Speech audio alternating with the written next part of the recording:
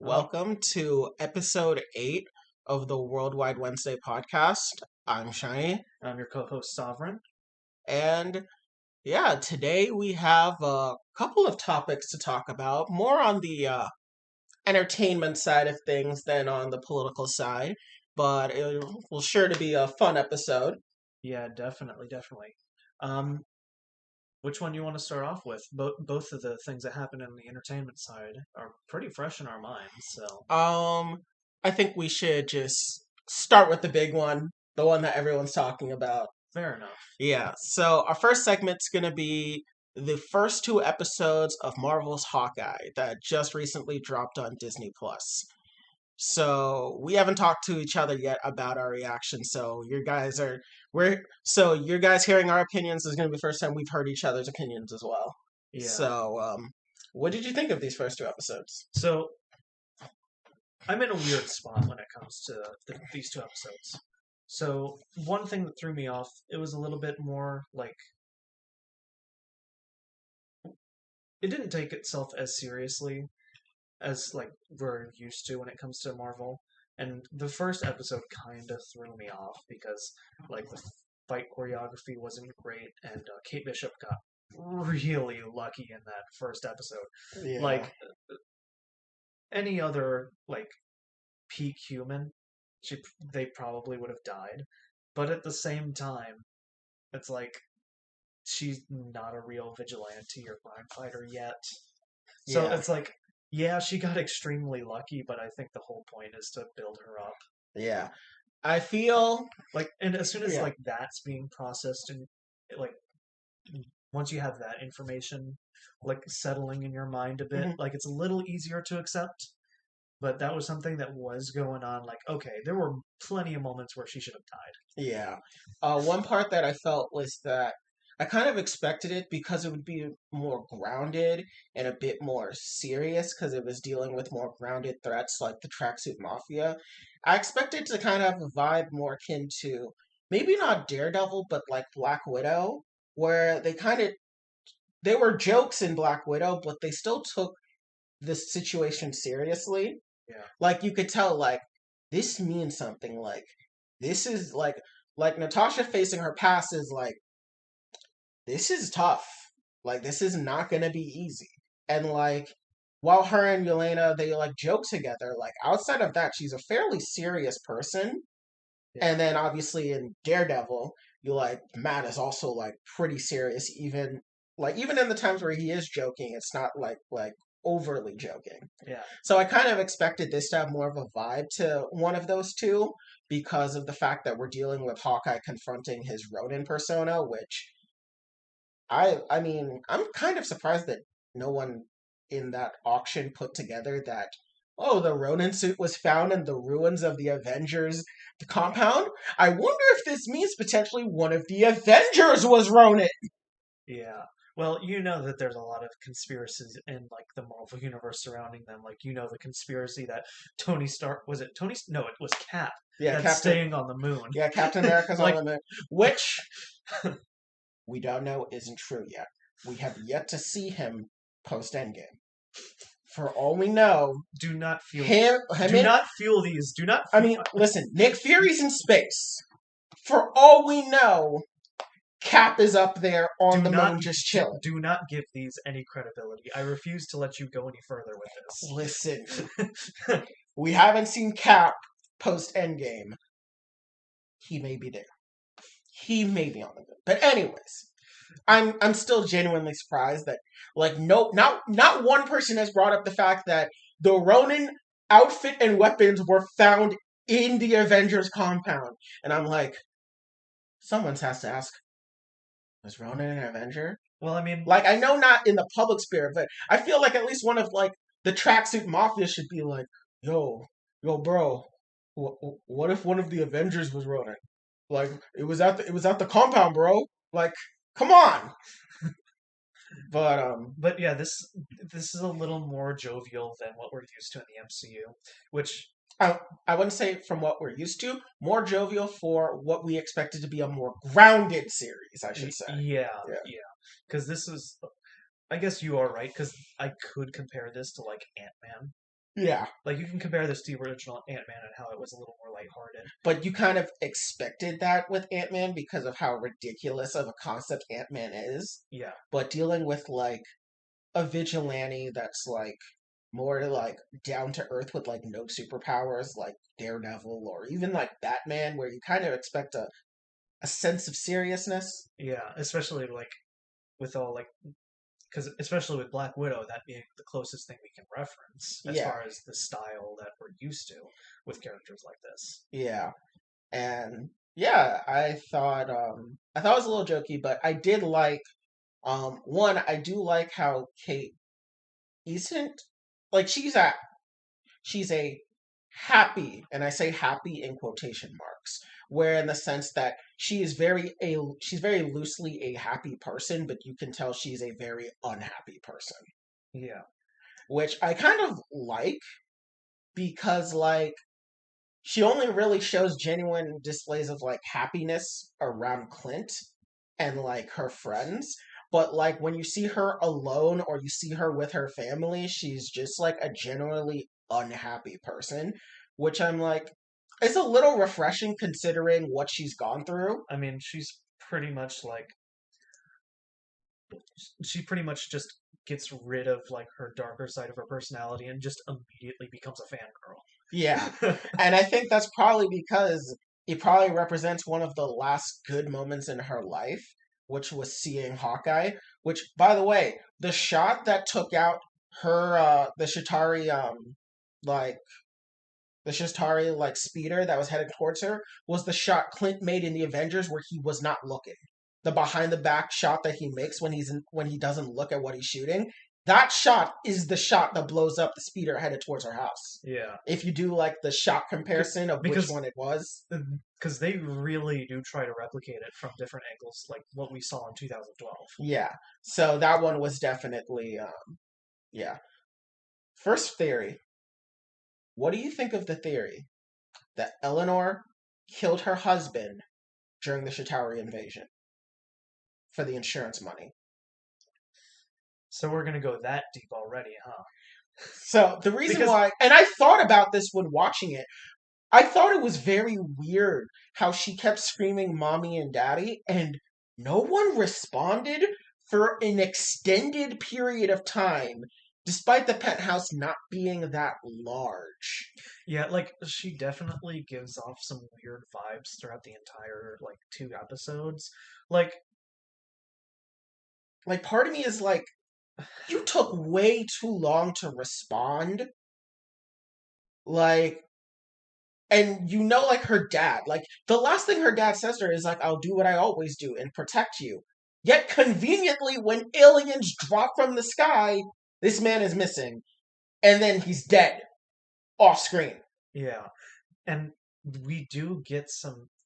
I don't want to say vague hints. Like, I can't pinpoint an exact, like, example, but something's telling me I can't That quite she's put my that she's sus. that she knows something. She definitely knows something, and I can't put my finger on it to For, save my life. like, what was it during the auction? She knew that was happening. I refuse to accept she did not know that the auction was happening, and I will also go on to say that the fact that she knew that there was a the fact that she mentions black market auction that was taken over is weird because to our knowledge that is never said on the news. In the two news reports we see, it focuses on Ronan's reappearance fighting mobsters in the streets, Yeah, not that they invaded a black market auction. How would that even become public knowledge? That was a auction. This was yeah. a charity event filled with socialites. How do see sus? Yeah. She's sus. I think Jack is the red herring You know what? I could see it. because in the comics he's the swordsman who that's it. That I think his name is just swordsman or swordsmaster.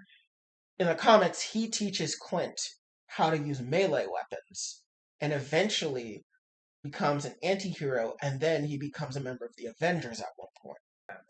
So part of me thinks that they're not going to make him the villain, but that he's being set up to be one, but Eleanor's the villain. And I think what's going to happen is that, like, Kate's going to realize he's innocent and they're going to grow closer. And you're going to find out Eleanor's evil. The only wrench in it is when Armand tells him, you don't have $450,000. And he's like, but I will come to inherit it, which was like, that sounds like, Yeah. that was a little, Which that's a little sussy right there. Yeah. Which I'm like thinking, like, does he not have, like, that is a very weird line to me, because like he's in like a massive social group, and I'm like, it's really getting the gears turning in my head, Yeah, because because like Armand is his uncle, and Armand is rich. there we go. Like Armand the third is his uncle, which I'm guessing that means Armand the seventh, the little kid, is probably like his fucking cousin or something. But like, if that's his uncle, and his uncle is fucking loaded, and he is dating Eleanor, who's also loaded, and he is clearly a cultured individual. He does not seem like someone that just came off the streets. He seems like someone that came from. Yeah, He has high cultural capital and social capital. like, yeah, he doesn't seem like someone who like Would be poor. lifted themselves up by the bootstraps type person. Exactly. He seems like someone that grew up. So he says you don't have that type of Like, money, that's and he that says that he's kind going of to inherit it. I'm like, yeah, that line was a little weird, and so it's like it was kind of difficult for me to interpret it. yeah, but I still feel like he's being set up as a red herring. Yeah, I feel like he's going to be like, I feel like he's going to become Kate's confidant. Because the only other character that we could see outside of Clint that could become it is her friend Greer that we see in the beginning of the episode. Because in the comics, Greer becomes the superhero Tigra, who ends up marrying Star Fox, actually. Back to Harry Styles. It's all connected. But yeah, so her friend will become the superhero Tigra, which I don't think we're going to explore that origin story on the show at all. yeah. But like, maybe if we get a Hawkeye season 2, we'll get Tigra. But No, and I don't think so, and that's another thing, because it's clearly obvious that he wants to retire. yeah, so well, if it's a Hawkeye season 2, it's going to be about Kate because she also. That precedent has been established with Captain America. So Yeah, with Captain America 4 not being Steve Rogers, so we could definitely get a Hawkeye season 2, and it's just about Kate. yeah, But yeah, Eleanor sus. Eleanor is way too sus for me. I so I know in the comics it was her dad that was involved with organized crime, and her mom but wasn't anyone major. Was just someone involved but not major. But I'm wondering, since they killed off her dad, they're giving her mom that subplot. yeah. Which would be With Phase 4, we have seen a lot of, or not a lot of, but significant divergences from like antagonists. Like, we do have that example with the Power Broker, where they use someone entirely different that has never been the Power Broker in the comics that I'm aware of. Yeah, because some people are theorizing that she's going to be the Madame Mask of the MCU, which, to my knowledge, in the comics, she's not Madame Mask. She's just affiliated with her. Yeah. Which, it wouldn't be the first time where we've just had characters just become characters. Yeah, like you said. The Sharon being the Power Broker and Falcon the Winter Soldier is not based in the comics at all. And another example, I believe they recreated Ego as a character entirely. Yeah, Celestial in the comics, he's a living planet. Yeah. But yeah, he's not a Celestial at all. So yeah, it wouldn't be the first time. What was I was gonna say? Oh yeah, what did you think of the watch was that they found? That is also interesting, because like that was one of the key items like that the Tracksuit Mafia was looking for, because Yeah. they clearly made they clearly filmed it to make it a key focal point for the audience. Yeah. So it's like, you can think of anything associated with Stark Industries. Yeah. And we know that in Civil War, Tony had like his repulsor watch that he could turn into like armor. But the thing is that the watch that we see does not look like the one from Civil War. So maybe it's a different model or something. Could be. But I mean, I'm just sitting here and I'm also like, wow. Did no one like, did damage control just do a shit job cleaning up? How is this shit out in the open? honestly. Yeah. Yeah, which they did a better job cleaning up New York. Yeah. Like, only one faction of criminals was able to come in and keep any materials that they kept from the Battle of New York. Which was basically Vulture's group. Because the other two groups that we know that use Chitauri stuff, one was a New York Fire Department precinct that died in Agents of S.H.I.E.L.D., and the other were two people that got recruited by Jasper Sitwell in a one-shot. Yeah. So, how the fuck did you screw this one up? Yeah. And because going to the Battle of New York, you have Vibranium from the Wakandans. You have Stark Tech. Ronin shit. There's Asgardian weapons. There's Chitauri weapons. There's Sakaran weapons. There's Ravager weapons. And also Mystic Arts shit. And also, Avengers is still under supervision of the government because of the Sokovia Accords. So it's cool. I mean, but there's no team anymore. Is there not? I mean, think about it. Hawkeye is officially retired. I mean, he's retired. Tony's dead. Captain's dead. Widow's dead. Vision's dead. Wanda's a criminal. Hulk is a celebrity. Rhodey still works for the military. Sam went back to the military. Bucky works for the military. Yeah, I guess Captain Marvel is in space. I mean, there is no team anymore. Most of them either work for the government, don't exist on Earth anymore, or are retired. Yeah. I mean, yeah, Thor is also in space too. Yeah. There is no team. Because really, yeah, the only organized group is under Doctor Strange. Yeah. That's really the only group we have left on Earth, I guess. Yeah, and the events of Far From Home haven't even happened yet in the MCU by this point, so Spider-Man is... He's still an outcast, yeah. And he was only made an Avenger on Thanos' ship, but not to the public. Like, yeah, he was there at the final battle, but fucking everyone was at the final battle. Yeah. So, yeah, there is no Avengers anymore. Yeah. Happy, you fucked up. Like, Happy fucked up hard because he let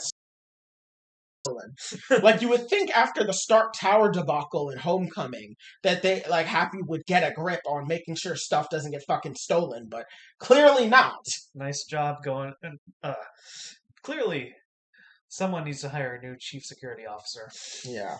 Speaking of which, do you think Armor Wars, the prompt of Armor Wars, where the people say Stark Tech getting in the wrong hands, is people looting the Battle of New York from Avengers Endgame and finding Stark Tech? Oh my god. Because if the criminal underworld can gain access to a Stark watch, the Ronin outfit, and Ronin weapons, I think they could find some Stark Tech lying around. I would just like to move on. Because that's the more you talk about it, the more you realize, oh god, they really did not do anything good in the aftermath of Endgame. They did not do anything to ensure the safety of the future. They either died or fucked off to who knows where. Like, literally the only good thing was passing down the torch America at this point. Like that's the only remainder of the Avengers that we've got at this point. Yeah, like Cap is like, I'm old, I'm gonna go back in time, and I'm not gonna consider the consequences of any of my actions henceforth. Yeah. So like the more I think about it, the more I'm like, wow, the Avengers really made this place a shittier place once they left. They're like 3.5 billion people back on Earth. Bye. Yep. God. What did you think about the LARP? I I think it worked. I think it I worked solely because of like Kate Bishop was right when she said like he's like he needs Clint's to a Clint's a hard ass yeah. basically. Like You could tell in the end he had fun. yeah. But I do love he's like, for the love of God, please kill me. And I'm like, huh. The past 3 pieces of media we've seen Clinton, he's been begging people to kill him. First Endgame, then that What If episode with Ultron, and now this. Do you think Clint wants to kill himself?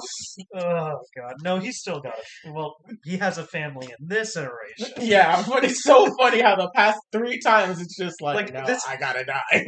like this whole series is just a dad who wants to spend the holidays with his kid. Please, just let him have it. Yeah, okay, 5 days. Yeah. I think Kit's coming to the Christmas party. Fair enough. She's Yeah. probably gonna end up at the Christmas party. But anyway, so one problem that I have so far is with the tracksuit mafia. It's not that they're not intimidating. I love them.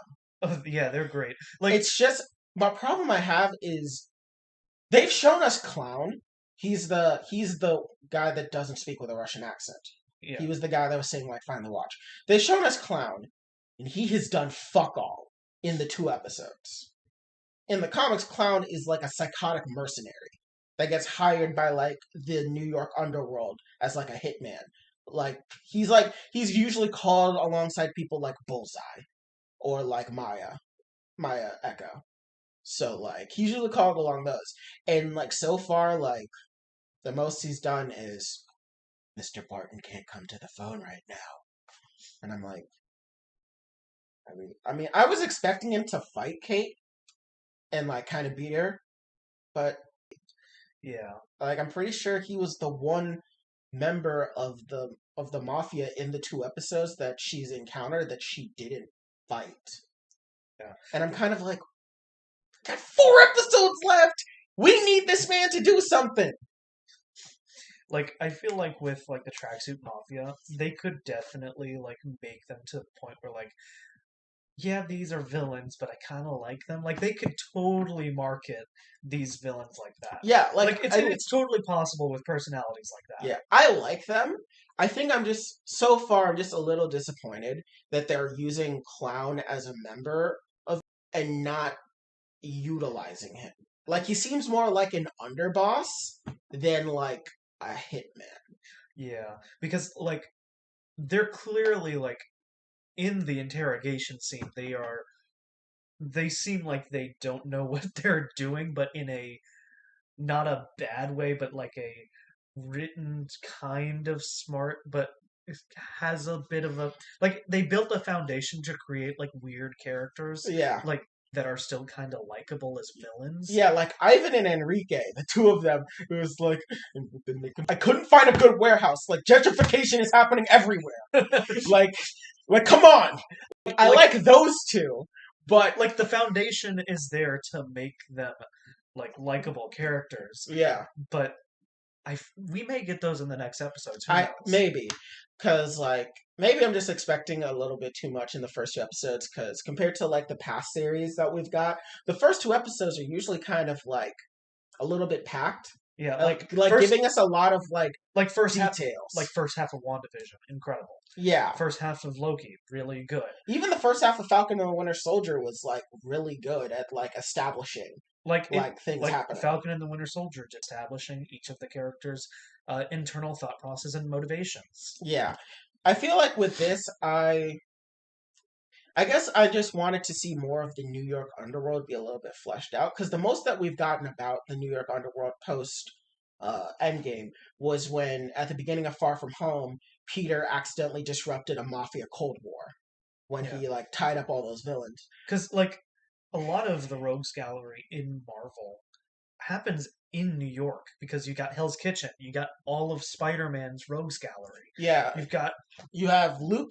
You literally have Luke Cage, Iron Fist, yeah, Spider-Man, Daredevil, Fantastic Four, Avengers Tower, Stark Tower, the Kang Industries, Oscorp. You have fucking everything's in New York City. So like you kind of expect. I don't know. I feel like maybe I just need to see episode 3 and episode 4, and like maybe I'll get what I want in terms of getting a more fleshed out New York underworld. Because like this is the first time we ever found out that like Clint operated in not in North America, in the United States. yeah, Because the 2 times we've heard of him was when he murdered a cartel in Mexico and when he murdered the Yakuza in Japan. yeah.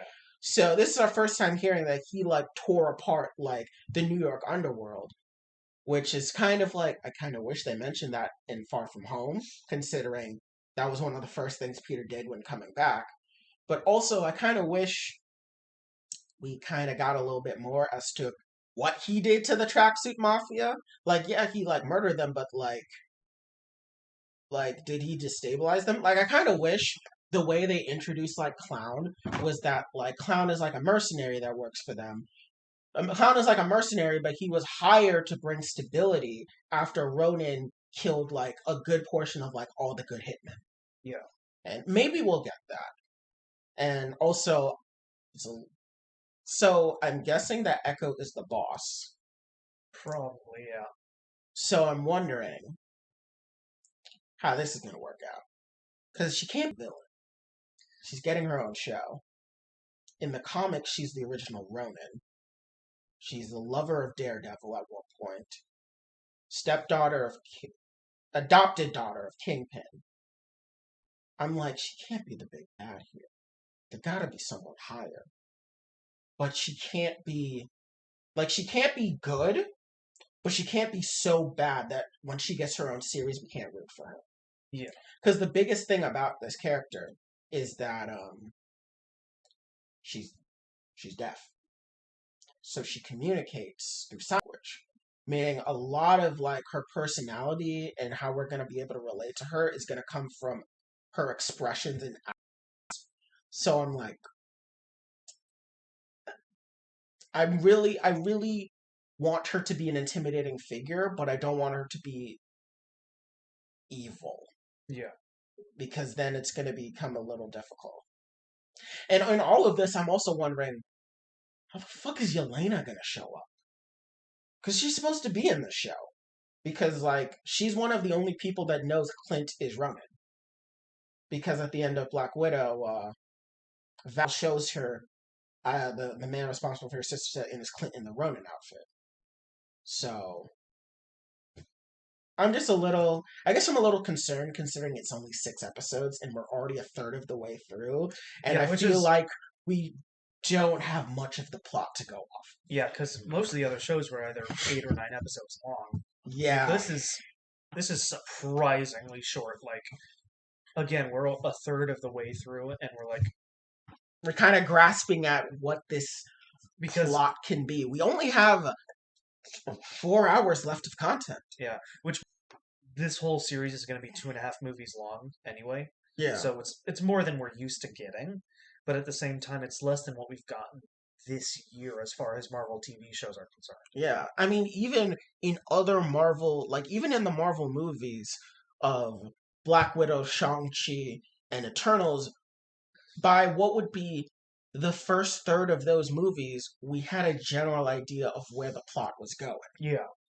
With this, we're in the first third and we still don't know. Even by Loki, we kind of knew where things were going within the first third. Yeah. Which was in WandaVision. It is very clear, okay, there's something fucked up with this world.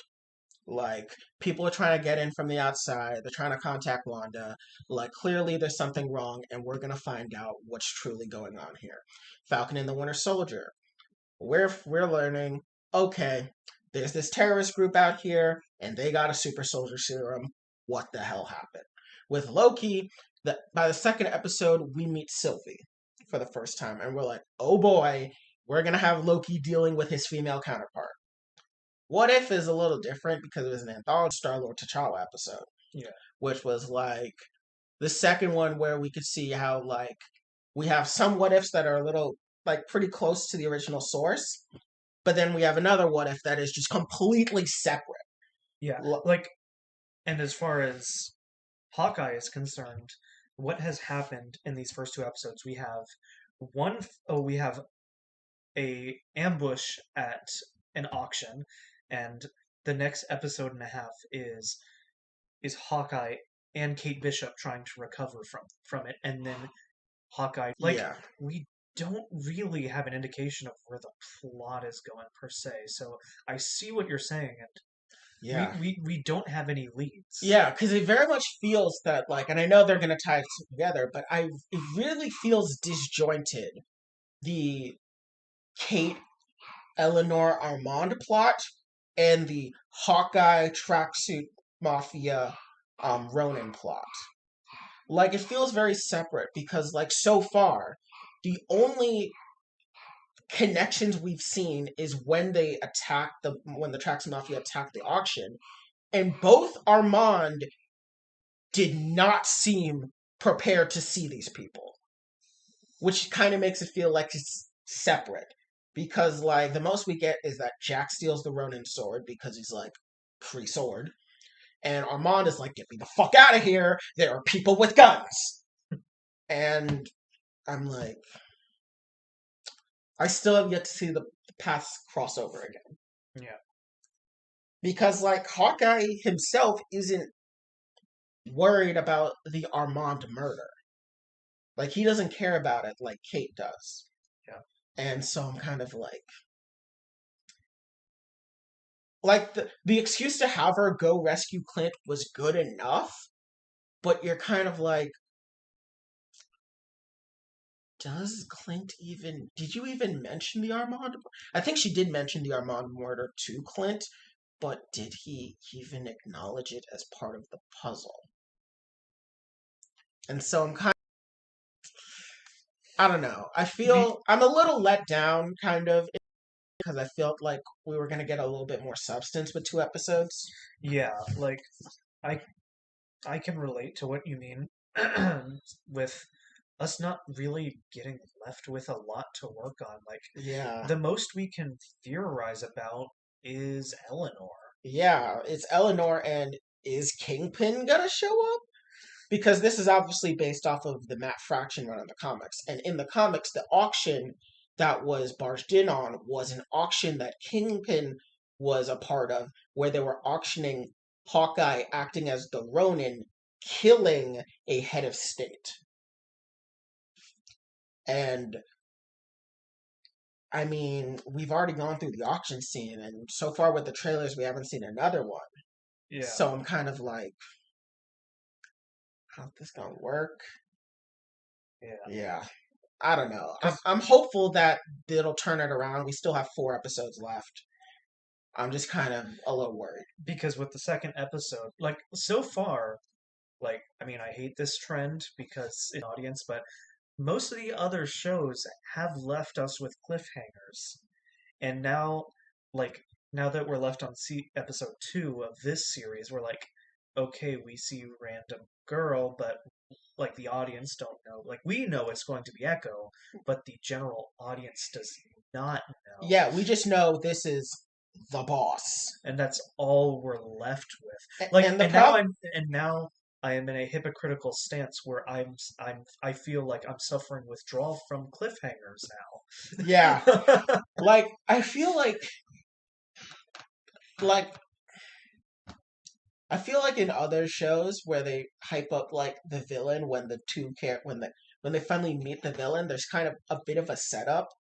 Like in WandaVision, like Agatha and Wanda are friends. In Falcon and the Winter Soldier, we see the Flag Smashers in episode 1. In Loki, we hear about the timekeepers all the time. Like, they're very much set up. What If is an anthology series. It's But slowly what would come the grand finale of episode 9. But in this, we, like, to be perfectly honest with you, I kind of thought that the boss was Ivan because of his just different tracksuit and the way he kind of took command.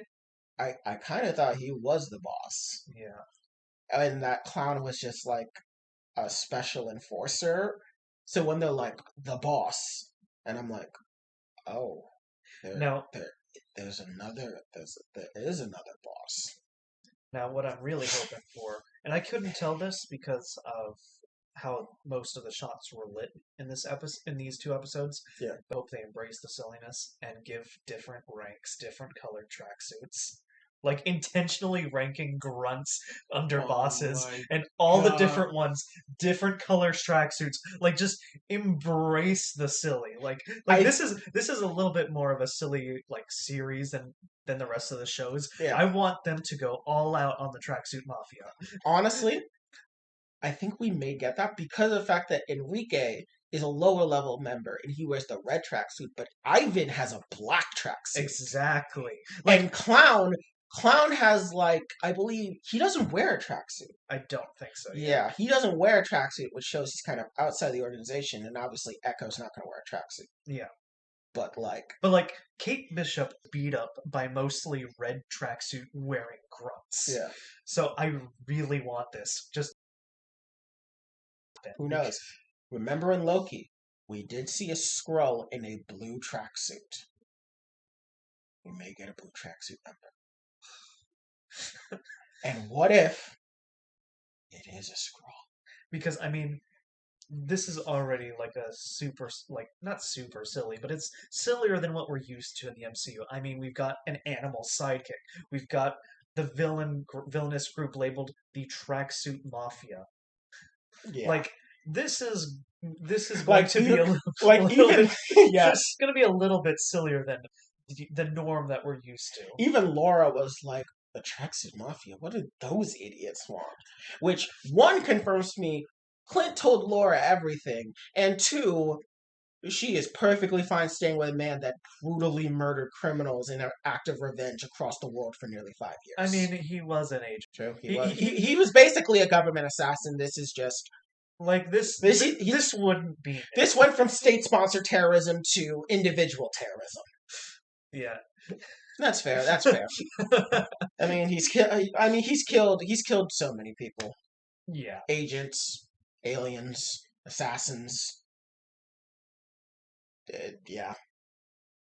One thing I did enjoy was seeing how Clint went deaf. Yeah. Which was basically all of his notable scenes, including the notable scene where he does where he, like, repels himself from the top into the bees.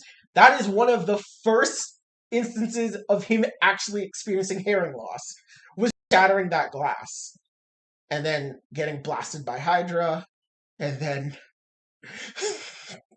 the ship exploding in Age of Ultron, and then getting absolutely fucking demolished by Thanos' ship in Endgame.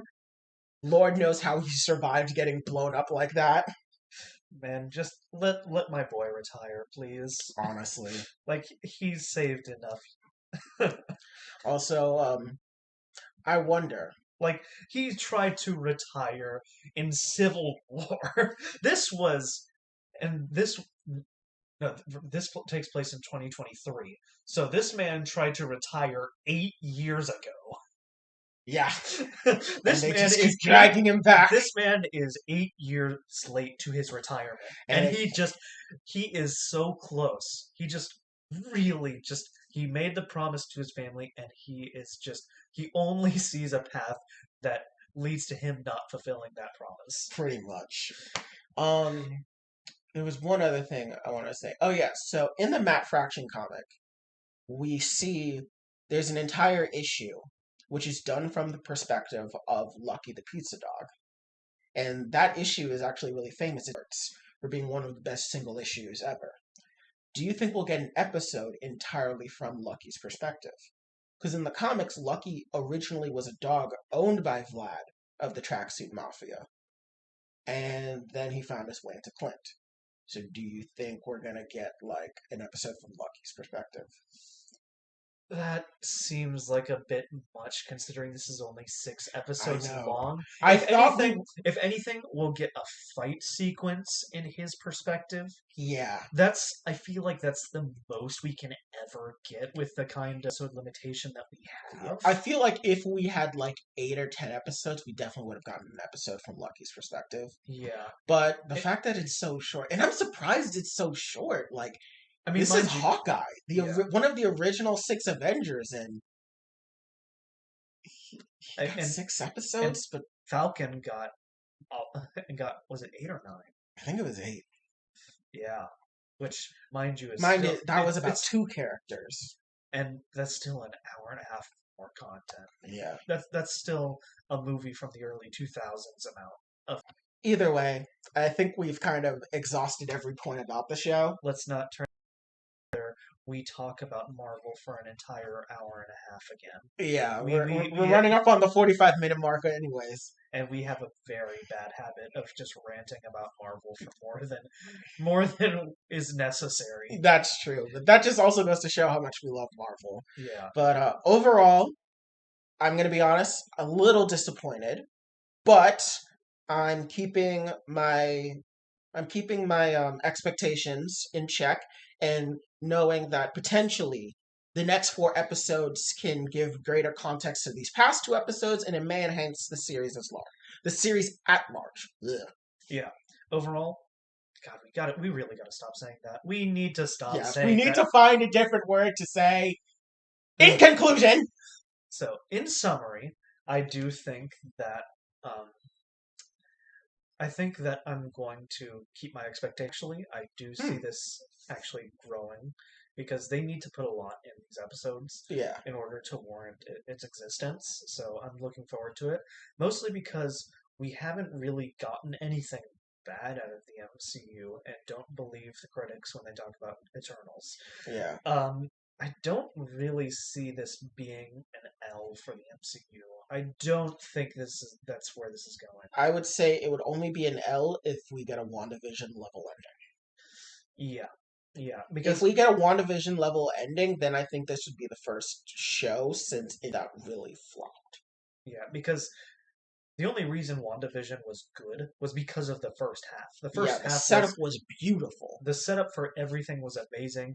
It's just what we got at the end was very disappointing. Yes. Now, before we go on another tangent about WandaVision, there's one other Marvel thing that I think we should just bring up, which is if you are on TikTok, the Daily Bugle has a TikTok, which is going to be, I guess, uploading in-universe, like, news info about the lead up to No Way Home. Which is not new as a marketing scheme, because we did get, like, news interviews like this for Ant-Man. Yeah, for Ant-Man and for Civil War. Yeah. So, yeah, but basically it's with Betty Brant being an unpaid intern for the Daily Bugle, and low-key being very salty about the fact that she's not getting paid for this job. And so far there's been 3 TikToks. The TikTok went up today. So just type in, I guess, Daily Bugle on TikTok, and there's a little bit of Marvel content for you, and free of charge. Yeah. Other than Marvel stuff is just more extended looks at No Way Home, like the Electro suit potentially having an arc reactor. I do like that the TikTok is being kind of overt with the fact that it's a base for unhinged conspiracy theories. That is pretty good. I do like that. I do like how Betty's just like, yes, please give us your unfounded conspiracy theories about Spider-Man. Because remember, in universe, she knows Peter is Spider-Man, friends with him. She was there during Far From Home. She was there when, like, Yeah. and I believe we see her in that slow walk up to the courthouse where it's like Ned and Peter and MJ. I believe it's Ned, Peter, MJ, Betty, and Flash. Yeah, I do remember seeing Flash. I don't remember seeing her, but I believe you on that. I feel like she would be there. Yeah. Yeah. Okay. Anyways, that's our Marvel segment.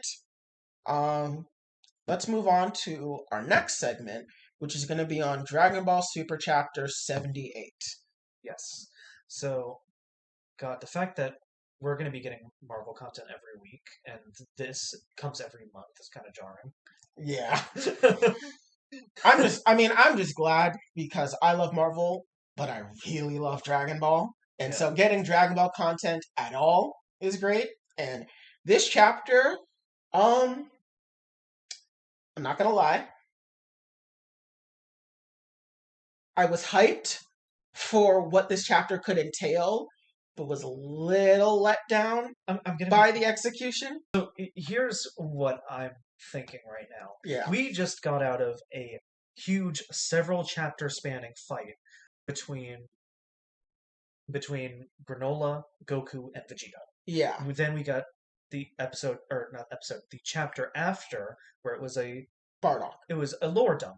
I don't want to say lore dump in a derogatory sense because this was very good lore that we learned as far as Granola's connection to Bardock. Yeah. And then even the Heater's connection to Bardock, why Gas hates being on Planet Cereal, even how Leek got his scar. Yeah. And we only get a one chapter break between this fight and now we are expecting Goku, Vegeta, and Granola to fight Gas. Yeah, and I just kind of feel like I guess I felt like we kind of jumped into it a little too fast. Like, as far as the plot is concerned, it makes sense. Yeah. Just it doesn't mean that it was executed right. Yeah, like in universe, it makes sense for this to go by so fast. I mean, there's no good reason in universe for things not to go by fast because this has gone exactly to Alek's plan. Everything Alek has planned for has gone exactly his way. So it makes sense that it's going by fast, but I feel like we needed a little bit more of a breather, like a little bit more for Monaito and Granola to talk through what just happened. Give them some time to heal from the battle. Yeah. We still don't even know how oatmeal became a thing. And here we are. We didn't even get to see Gas versus Bardock. We just kind of know that Bardock beat his ass. Which Bardock committing child abuse means, once again, not a good person. Canonically, Gas is still considered a child up until this chapter. So when he beat up Gas nearly 50 years ago, that was a very, very young child. And he still effortlessly beat the shit out of him with no moral qualms. Yeah. But, yeah, I don't know. I was a little disappointed that we kind of just jumped straight back into the action. I kind of wanted a bit more of a breather, a bit more of talk between the four. Goku, Vegeta, Monaito, and Granola. Even Oatmeal could have joined the discussion. Yeah. So it's weird, especially because we're also seeing a repeat from the Galactic Patrol Prisoner arc, where the villains are heavily relying on the Dragon Balls, and not that that's new for the franchise. It's just I think it's just villains are using to power themselves up, and it's the second time in a row we've seen. But also, this is also like the third time in Super where the villain has successfully got the Dragon Balls and gotten their wish. Because Zamasu got his wish, Moro got his wish, and now Alek gets his wish. And also the revival of Frieza. Make it 4. That's because still, Resurrection F is technically canon to Super. I mean, even though it was a Dragon Ball Z movie, yeah, no, you're right.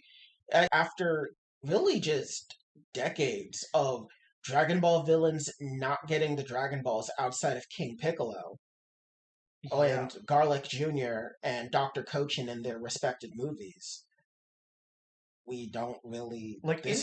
in canon. In canon, the only person before Super to successfully use the Dragon Balls as a villain is King Piccolo and Emperor Pilaf right before the start of the Android Saga. Yeah, And even then, that was a joke. pretty much. Yeah. So, yeah, seeing the villains just get the Dragon Ball so easily is kind of like, Like, oh, I was about to go into like a discussion of like, oh, this could be a chapter spent like recovering, and then they realize like they start to put the pieces together and what's going on. He explains how he got his power, and then it all clicks in their heads. Like, or mainly clicks in Granola and Vegeta's head, because let's face it, with Goku. yeah. I mean, does Goku even know that Granola got it from a wish up until this point?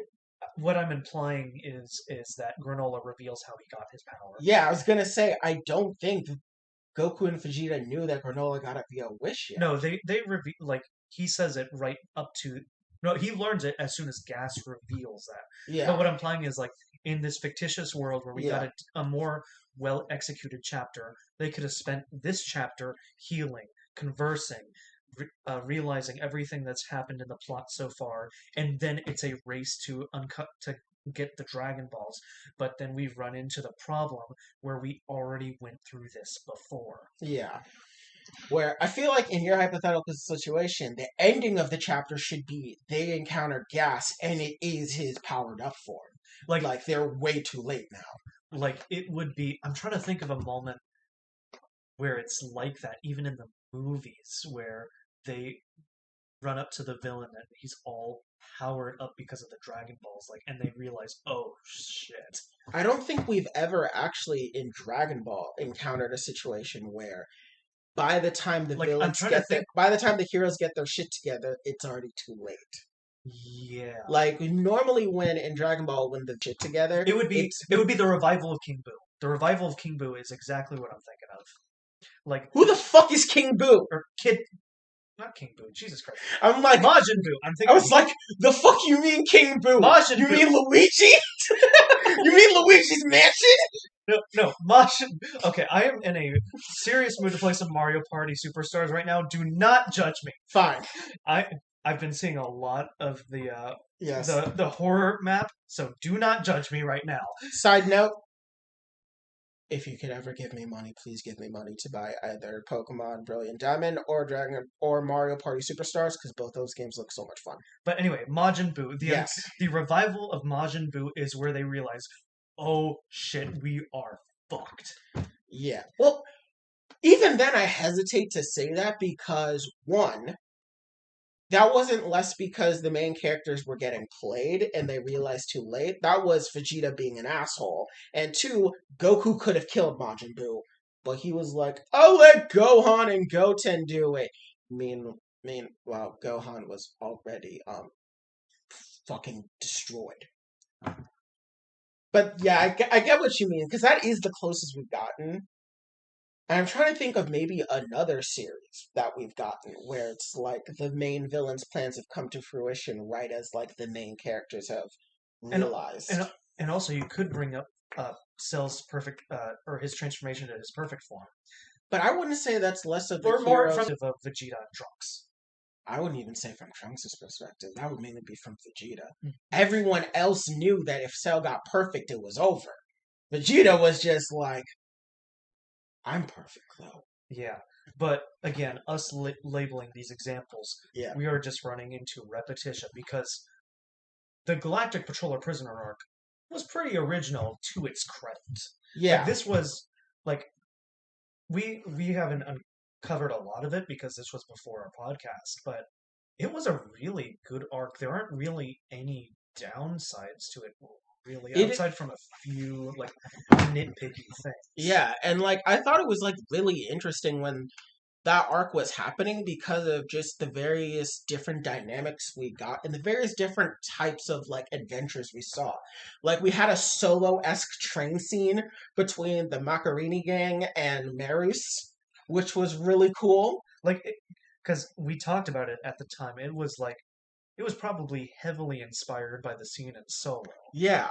And then afterwards, when we get to Namek, we have, like, Goku and Vegeta being stronger than the villain, but his abilities are just better. Yeah. So that would wins them the fight. But then we get Majin Buu as the Grand Supreme Kai fighting, and it's completely different in the sense that because he's not affected by the magic, he is able to beat Moro because Moro wasn't a physical fighter. He relies on his magic to fight. So that was really cool. And then we get the prisoners show up, and the prisoners attack them while their energy's being drained. Like that was really cool. And then we see Moro just be a fucking kingpin. Yeah. Meanwhile, with this, it's kind of this one has gone by a lot faster. I would say at this point in the arc, we are at the point where Moro made his wish. Yeah. But the problem is that we're only a few chapters in. Yeah, we're like it's not that we're only a few chapters in, but it's like we've already hit what is considered endgame boss. We all knew Gas was gonna be the big bad. So the fact that we're already here is like, oh. And while, yes, has more plans, he did ask Zuno 10 questions, and we still need to know what he's doing with 7-3's body. We're still kind of like, the confrontation with Gas was kind of the thing we all kind of thought would happen towards the end. Like, it's pretty much just a repeat of the past few chapters now with Granola. Yeah. As like an ally rather than being like the main antagonist of this little few chapter arc. Yeah. I will say some positives is one, I love Gas's powers. We find that I've been always wanting to see ever since Salza first appeared in Cooler's Revenge, which was key weapons. Salza was the first one. Then we had Vegito in the Majin Buu arc being our first canon person. Then we get Goku Black. We got Zamasu and Goku Black. Then we had Kasuro, and we had Kasuro, Ganos, and why am I forgetting his name? Purina, the Namekian. And then we also saw things like Belmud using playing cards. And Kawe using a spear, but those were like so few and far between.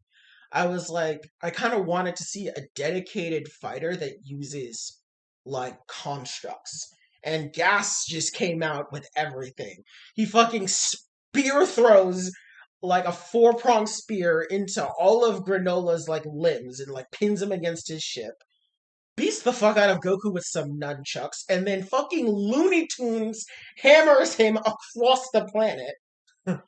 Like, that shit was straight out of fucking Looney Tunes. He takes like an oversized mallet, like he's Amy Rose, and he's just like, boom! And you're just like, that just happened. Or he takes like a mace, and he just like fucking like hits Granola in the face. Yeah. And I'm like, that's actually really cool.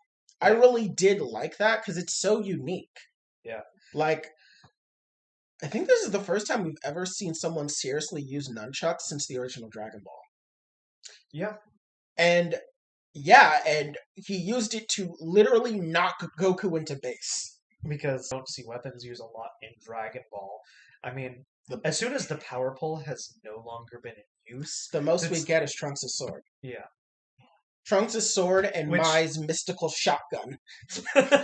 Because you have no idea how many times that sword has broke. Counting the movies, dear God. Yeah. That sword has been broken so many times. Yeah. And then, and like I said, we got my shotgun that had a scope and was able to snipe Goku Black and shoot his earring. But yeah, so I'm really glad about that. I really like that. The other thing I like is Vegeta making the decision to have Granola fight Gas. Honestly, these past two arcs have been very generous to his character development. Yeah, like I really like how they've been treating Vegeta. Vegeta has been growing so much as a person throughout these past 2 arcs, and him swallowing his pride and knowing that even has the opportunity right here, right now, to prove he is the number 1 in the universe in beating Gas. He felt that it was more appropriate for Granola as a person to beat Gas, one of the people that was responsible for the death of his entire race and his ongoing trauma. And mind you, he just went through an ego trip using Ultra Ego against Granola. Like, he was on top of the world. He was feeling himself. I mean, it could be speculated that it was just for show against Granola to. I would say it was for show because he mentioned to himself, he's like, I'm sorry, Lord Beerus, but I'm just not that guy anymore. Which kind of shows that he was trying to hype himself up into that mind state, but deep, deep down, he knows he isn't that person anymore. Yeah. Which is why I think he won, made peace with the fact that if Granola kills him, it's fine. Because he was evil. His people were evil. So there was that, and now where he's like gone further, and he's like, I could prove I'm number one and beat this kid's ass right now, but I feel it's better if Granola does it, and I think that's huge growth for Vegeta. Oh yeah, definitely. Like, this is a Vegeta that has come so far from killing Nappa because he was worthless to literally picking up his former enemy and turning him into an ally, Goku style. Yeah. Because if Granola turns good, this is entirely on Vegeta. Goku isn't the one that would have turned Granola good. Vegeta would be. Which is a first, because I think all the other times villains have turned good or gone from antagonists to protagonists have been because of Goku and his ability to relate to them through fighting. But this is Vegeta's first time. I would honestly say, to be perfectly honest, the main protagonist of this arc is Vegeta, and Goku's the secondary protagonist. Yeah. I would say this arc, Vegeta's the main protagonist, given that everything we've been following with the story has been through his perspective. Yeah, and he's the one that's gotten the most growth. I mean, he got Ultra Ego this arc, which is like, I hate the idea that this validates the whole attack Ultra Instinct and defense Ultra Instinct theory we got back in the Tournament of Power, which, God, I could not wait for that theory to die. It was so stupid, but this one, in some ways, it's kind of like that, but not really, because this is a mindset of being about destruction. Like, it's more nuanced of an ability than just, Goku and Vegeta are going to share different versions of Ultra Instinct that are based on attack and defense, which, dear God, those were so dumb. Those were so dumb, but I really think Vegeta's the main protagonist. I mean, even from the beginning, he very quickly picked up on things such as, if they're coming from this war-torn world, why is their ship so nice? Or when he lands on the planet, he's like, why is this place all ruined, but that place looks all good? And then even then, he looks down, he sees the footprints, he's like, I've seen these before. And even when he's fighting Granola and getting the upper hand, I feel we got more from Vegeta's perspective and his mindset in the fight than we got Goku's when he fought Granola. Yeah. When Goku fought Granola, we really just saw the fight with no dialogue. Yeah. But when Vegeta fought Granola, we got a bunch of dialogue. It was so much to the point that the fan base was worried, oh God, these writers are terrible. They are reverting him back to Buu Saga Vegeta, and I'm like, no, these writers are smarter than that. Please have better media analysis than this. Please, for the love of God. And turns out they didn't revert him back to Buu Saga. They made it 100% known that Vegeta is not that person, and he will not go back to being that person. And there is nothing that will happen that will get him to revert back. Yeah. Which I'm really glad, because a main criticism people had about Super, which is how Vegeta never got over Goku like he claimed he did in the Buu Saga. But these past two arcs have really shown that Vegeta is fuck it, I'll do my own thing. Which we first saw with him getting Force Speed, which I think, first of all, we got when he unlocked Super Saiyan Blue Evolution in the Tournament of Power after Goku had Ultra Instinct. That was his first where he's like, you know what, fuck it, I'll do my own thing. Then he got Force Spirit Vision. And even in Super Dragon Ball Heroes, he can control Demon Ki, because he kept getting overloaded by it by Cumber and Turles. And he's like, you know what? Yeah, I was that guy, but I ain't that guy anymore. and you guys aren't gonna make me that guy now. So I would really say that Vegeta is looking to be the protagonist of this arc, Yeah. like the main protagonist. Does that mean do I think he's gonna get the final blow on the big bad? Let's not get too crazy. It's Dragon Ball. Let's not get too crazy here. But I would say that his perspective is the primary perspective we followed for this arc. Yeah, like Vegeta, like even though Vegeta developed a lot, like reconciling the fact that he outside, Yeah. like reconciled with that fact, and his whole outlook was completely different than when he last interacted with Namekians. Yeah. But it And was even- still a Goku centric arc. Yeah. Meanwhile, with this one has felt more Vegeta centric. Because at the beginning of the arc, we've got Vegeta training with Beerus, him like trying to learn the God of Destruction power, and just having like internal turmoil about that, and it all coming to the fight with Granola. Yeah. So I can see that. Yeah. Really, all I have left to say is that with this chapter, I kind of wish we got a bit more of a breather before we're right back into the action. But I would be lying if I said that I'm not excited for Granola versus Gas. I want to see Granola with both of his eyes unlocked versus Gas at full power, because that's going to be really interesting. Yeah. Because I would say that I'm excited, but I am a little exhausted. Yeah, I do feel the exhaust. Like, we're going from one fight to another, where it should have been a fight to a healing to a small encounter to an escape, which will most likely get an escape to heal back up. Yeah. After this fight, because it's just typical of how Shonen. Yeah, but because I mean, even in the beginning of the Galactic Patrol Prisoner arc, it was a lot of fighting because you had Vegeta versus Moro, then you had Goku versus Moro, then you had Goku and Vegeta versus Moro. Then they get knocked out for a couple weeks, but then they wake up, and then they go back to fighting Moro, and then Majin Buu joins them, and then it's the Grand Supreme Kai that joins them, and then Marus joins them, and then the wish happens, and then the prisoners attack them. Yeah. And then, after they finally get their ass kicked about 5 times in 5 different fights, we get a period of rest where Vegeta and Eriko go to Marus, go to another hyperbolic time chamber, and the heroes on Earth get their chance to do some stuff.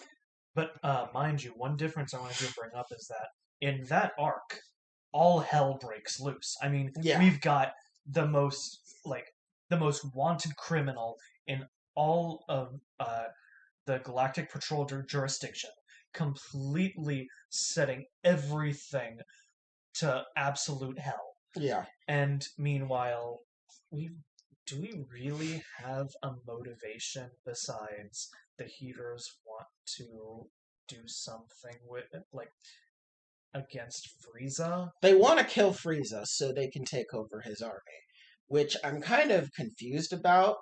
I want to know what the significance of having Frieza's army is, because they are already absurdly rich. And also, Frieza's army is kind of torn apart right now. Yeah, I get it, because Frieza still is the largest faction in the universe. Yeah, that is fair. Even though the golden years have long since passed, you can't deny that man still has a massive army. Yeah. And I just kind of want to know what more can they gain, because they're already rich. They are the second biggest information brokers in the universe next to Zuno. So I'm guessing they just not thinking like a capitalist there.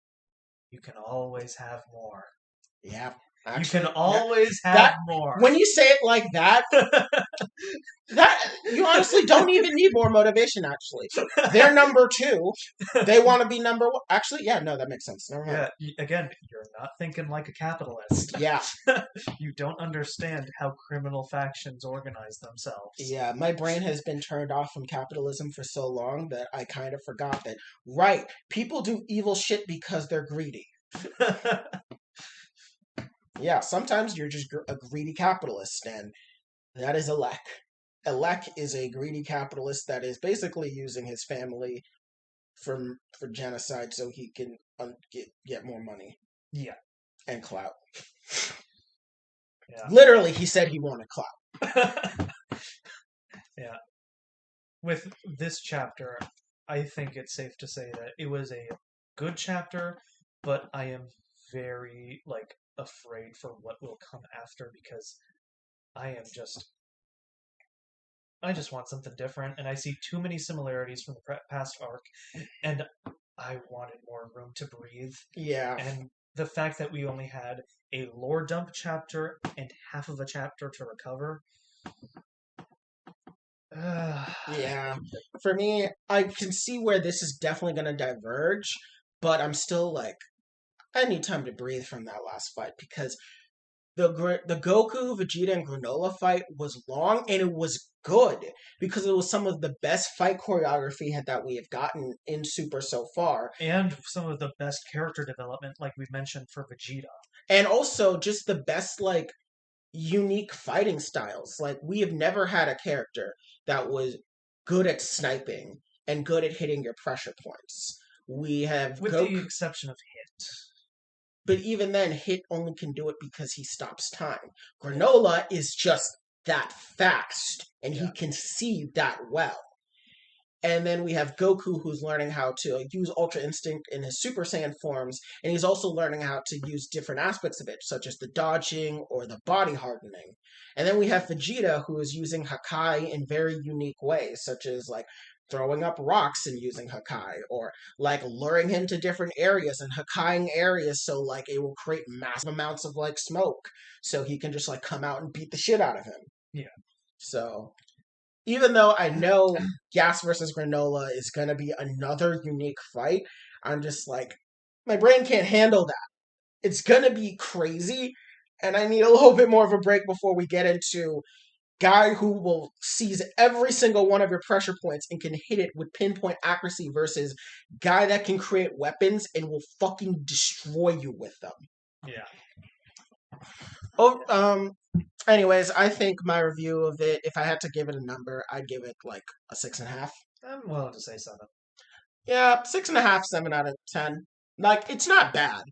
I just think it's moving a little too fast. Yeah. Yeah. Okay, so we've moved out of our media section.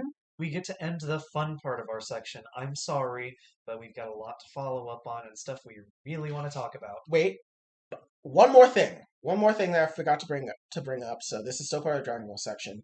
We did get a new Dragon Ball game announced called Dragon Ball The Breakers, which is basically Dead by Daylight Dragon Ball Edition. Yeah. You are literally playing as humans that get chased by Cell, and the point of the game is don't get killed. If you get killed, he gets stronger, and it makes it harder for the other players to not die. Yeah, which is an interesting concept, to be perfectly honest. I mean, the game is supposed to be set in the Xenoverse universe. Yeah. So, which is enough justification for its existence. Yeah. I wonder if there's going to be a story plot, because the main characters are created characters, plus the Dragon Ball era Bulma and Oolong. Yeah. I wonder what the story is going to be. It looks interesting enough. I like a horror-esque game based on Dragon Ball, because the Cell saga, like especially the Imperfect Cell arc, where he first appeared in like Ginger Town, or was it Ginger or Nikki Town? Oh god, one of the two towns. He went to both. I just don't know which one he started in. Whichever one. That, when he first appeared and Piccolo came on the scene and it looks like the fucking Rapture, was probably the creepiest Dragon Ball, and has been since, in my opinion. Yeah, definitely. So now, one thing, I wonder how Mai blessed that rocket launcher to be able to make Cell flinch, because I mean, Oh yeah, you only can fight him with rocket launchers, right? yeah, like you can escape with time machines and Saiyan pods, and like that's all we Yeah, no one but Cell can use Ki. That's so broken. Which Like, that's so broken. He gets to use the Kamehameha and to run and use rocket launchers. Which I mean, in universe makes sense. Yeah. Up until you get to the rocket launchers, where you're like, bitch, Goku's been bulletproof since episode 1. Cell has been millions of times stronger than Goku by this point. A rocket launcher ain't doing jack shit. At least make it a smoke bomb. I mean, we saw that worked on someone like Zamasu and Goku Black. But fucking rocket launcher? That's like hitting him with a fucking cotton ball. I wanted to bring that up because it's interesting and it's unique, and I'm glad that we're getting more Dragon Ball games that are with different aspects. Like we had Dragon Ball Fighters, which was a 2.5D team fighter in the vein of Marvel vs. Capcom, which was really cool. Then we had Dragon Ball Z Kakarot, which was a more traditional RPG. And now we're getting Dragon Ball The Breakers, which is basically a game like Dead by Daylight, like a survival horror game. Yeah. So I really like where Dragon Ball is at moving forward, because it seems we're getting a lot more experimentation. I mean, they release a Dragon Ball related game once a year at this point. Yeah. So there's plenty of room for experimentation. Yeah. I mean, for a while we were kind of stuck in a rut where it was just games that retread like Dragon Ball with a different fighting engine between the Budokai Tenkaichi series, Raging Blast, the Ultimate Tenkaichi series, the original Budokais. Yeah, like for a while we had those, and the sister series, which was like the Legacy of Goku's, the Attack of the Saiyans, the Supersonic Warriors, like RPG type things. So I'm really glad that we're really getting like more unique things with Dragon Ball, both story-wise and video game-wise and movie-wise, with Dragon Ball Superhero also looking to be another unique take on the franchise. Yeah. Anyways, now we're done with our media segment. And now we get into the important stuff. So, which one do you want to start with? Do you want to start with the... I want to start with the Rittenhouse verdict. Okay, yes. So, to start off, we're going to just briefly touch on the Rittenhouse trial. Because the results haven't changed from what we speculated last week. So this won't be too long of a segment, but we do have to talk about the developments that have happened after the verdict. So, one, we were wrong in that he didn't get the weapons charge like we thought he would. Yeah. Well, we mentioned that last week, too. Yeah. But, yeah, he got off all 5 charges, not guilty, free to go. We've already talked at length as to why the murder charges were not going to stick and how they were better off going for something like manslaughter or wrongful death or anything that was just not murder. I can't believe he didn't even get the reckless endangerment charge. I am surprised he didn't get the reckless charge, but then again, I'm also inclined to believe if he isn't going to get the murder charge because of the fact that you couldn't prove that if he wasn't attacked, that those people would have still died.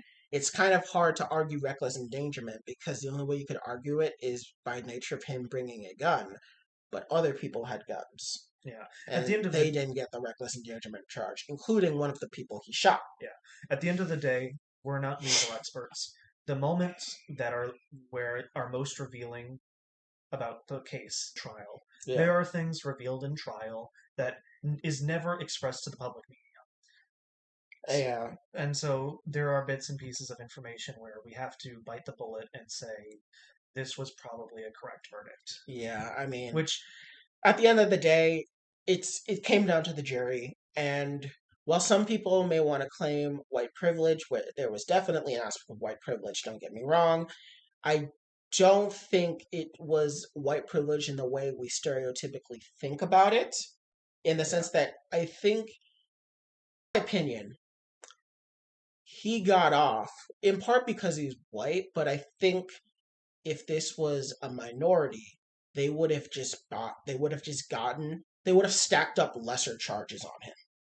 I feel like if he was a minority, they would have stacked up lesser charges on him, and that would be enough to send them away.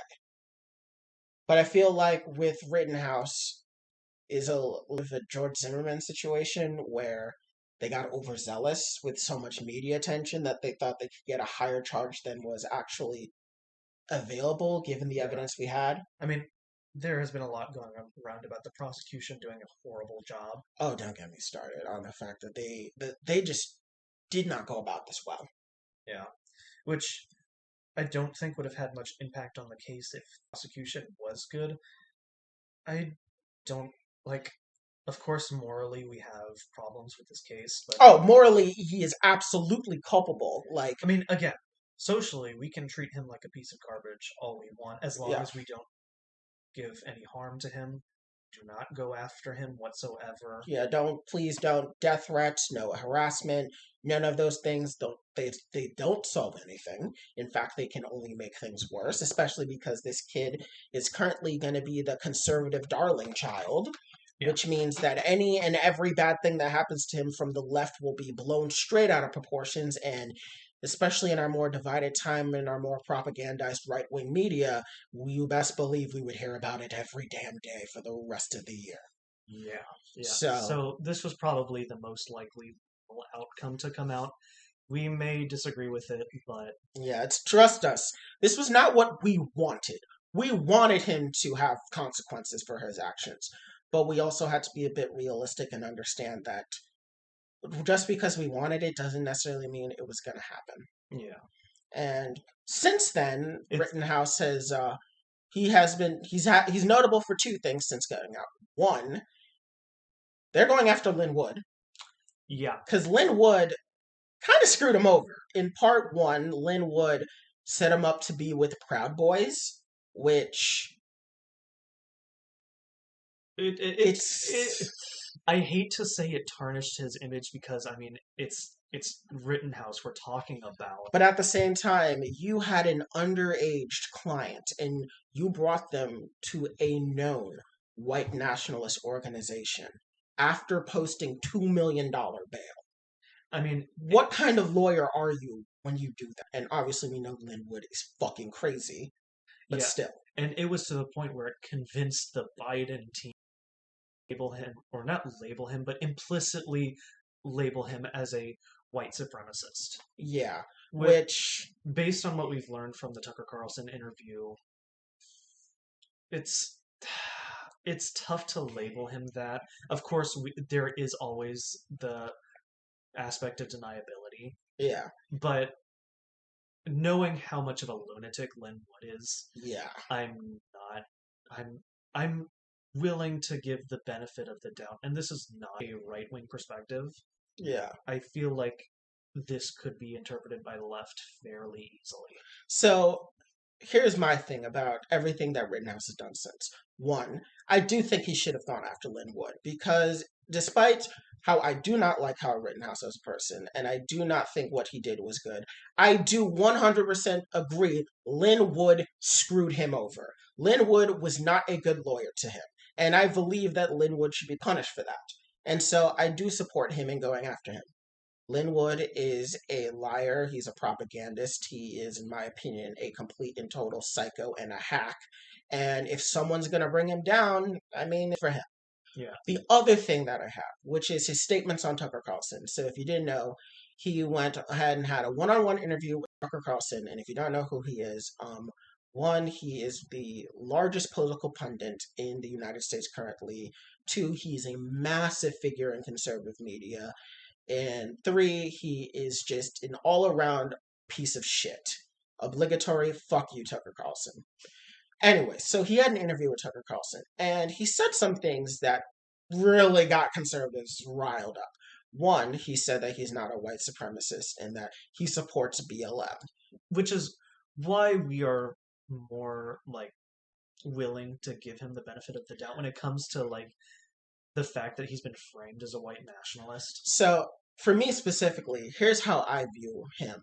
So, for one, he mentioned how he supports BLM, and he also mentioned the fact that he feels that he was lucky that he was able to get off the way that he did because he knows people of color put in the same position would be treated way worse by our legal system, which is true.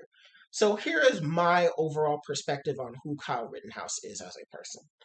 I believe Kyle Rittenhouse was a boy that was raised in a conservative environment, and through the highly politicized nature of our media and social media as he grew up, he, like his family, probably got more attached to the more crazier aspects of conservatism as it became mainstreamed more. And thus, when the BLM protests were happening, he probably believed that, well, oh yeah, I support like Black Lives Matter. I don't support like the riots, or like, you know how some people say, I support Black Lives Matter, but I don't support BLM, the organization? Yeah. I could see him as that type of person. That type of person that's like, BLM, the organization, is corrupt and evil and blah blah blah, and they're just causing trouble. But Black Lives Matter as a slogan is fine. There have been many people that hold, and while in my opinion it is entirely contradictory, I do understand the logic where it comes from.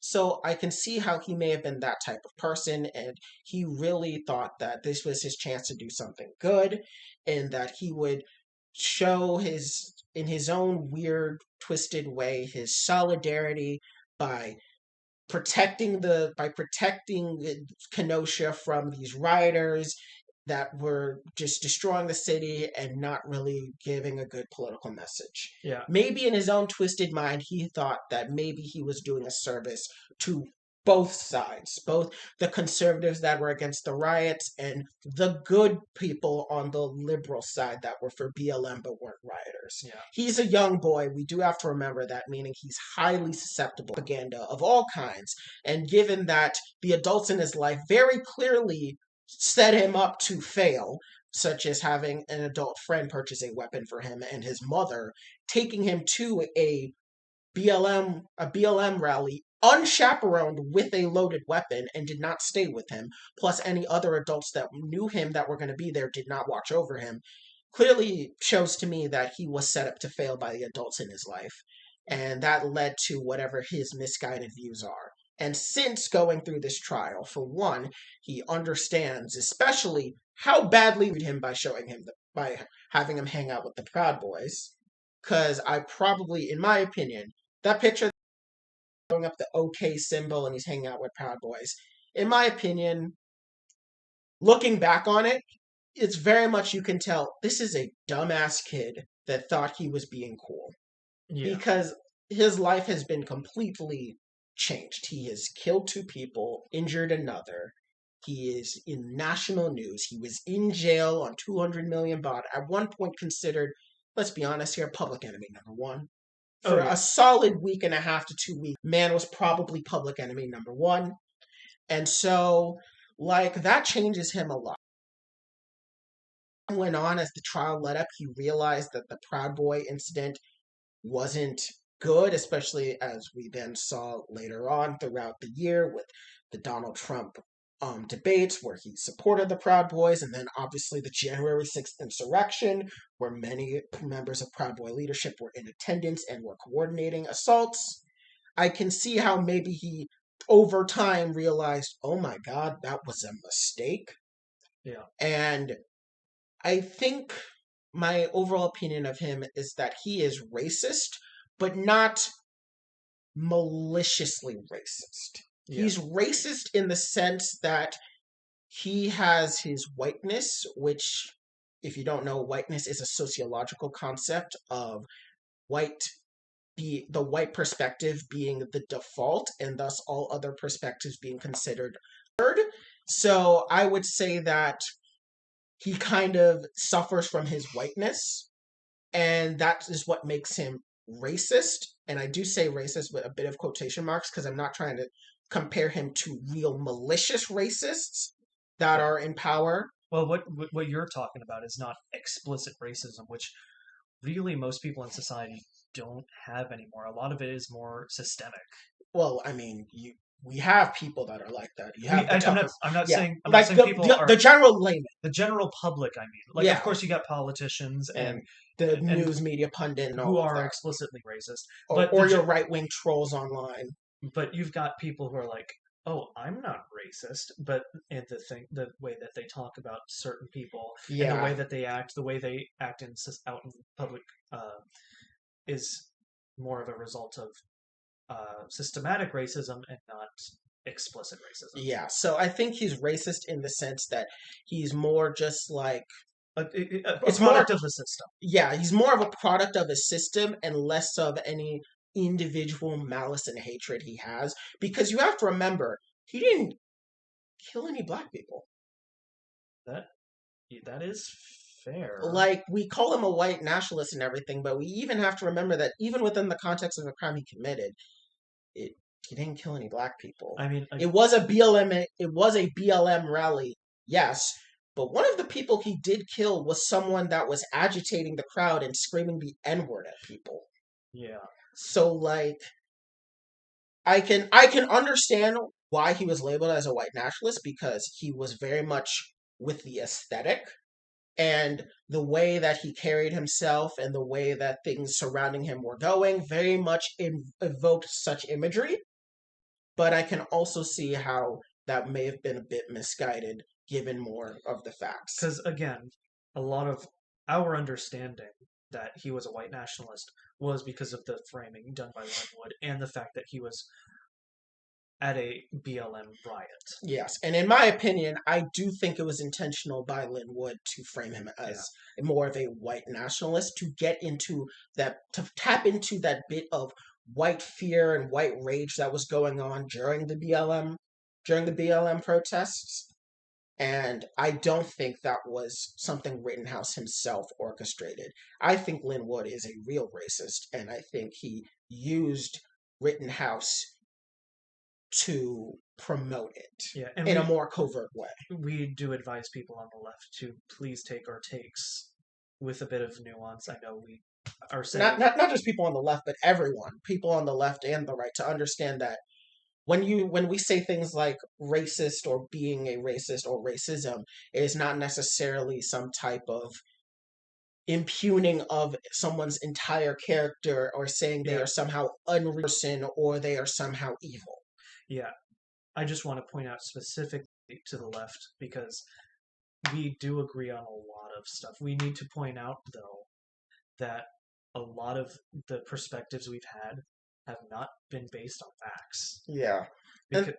Because again, this is a whole product of Linwood's manipulation. Yeah. Well, we are not impugning Kyle Rittenhouse as a person because he is still morally, we still hate him as a person. Yeah. But he did go through the legal system.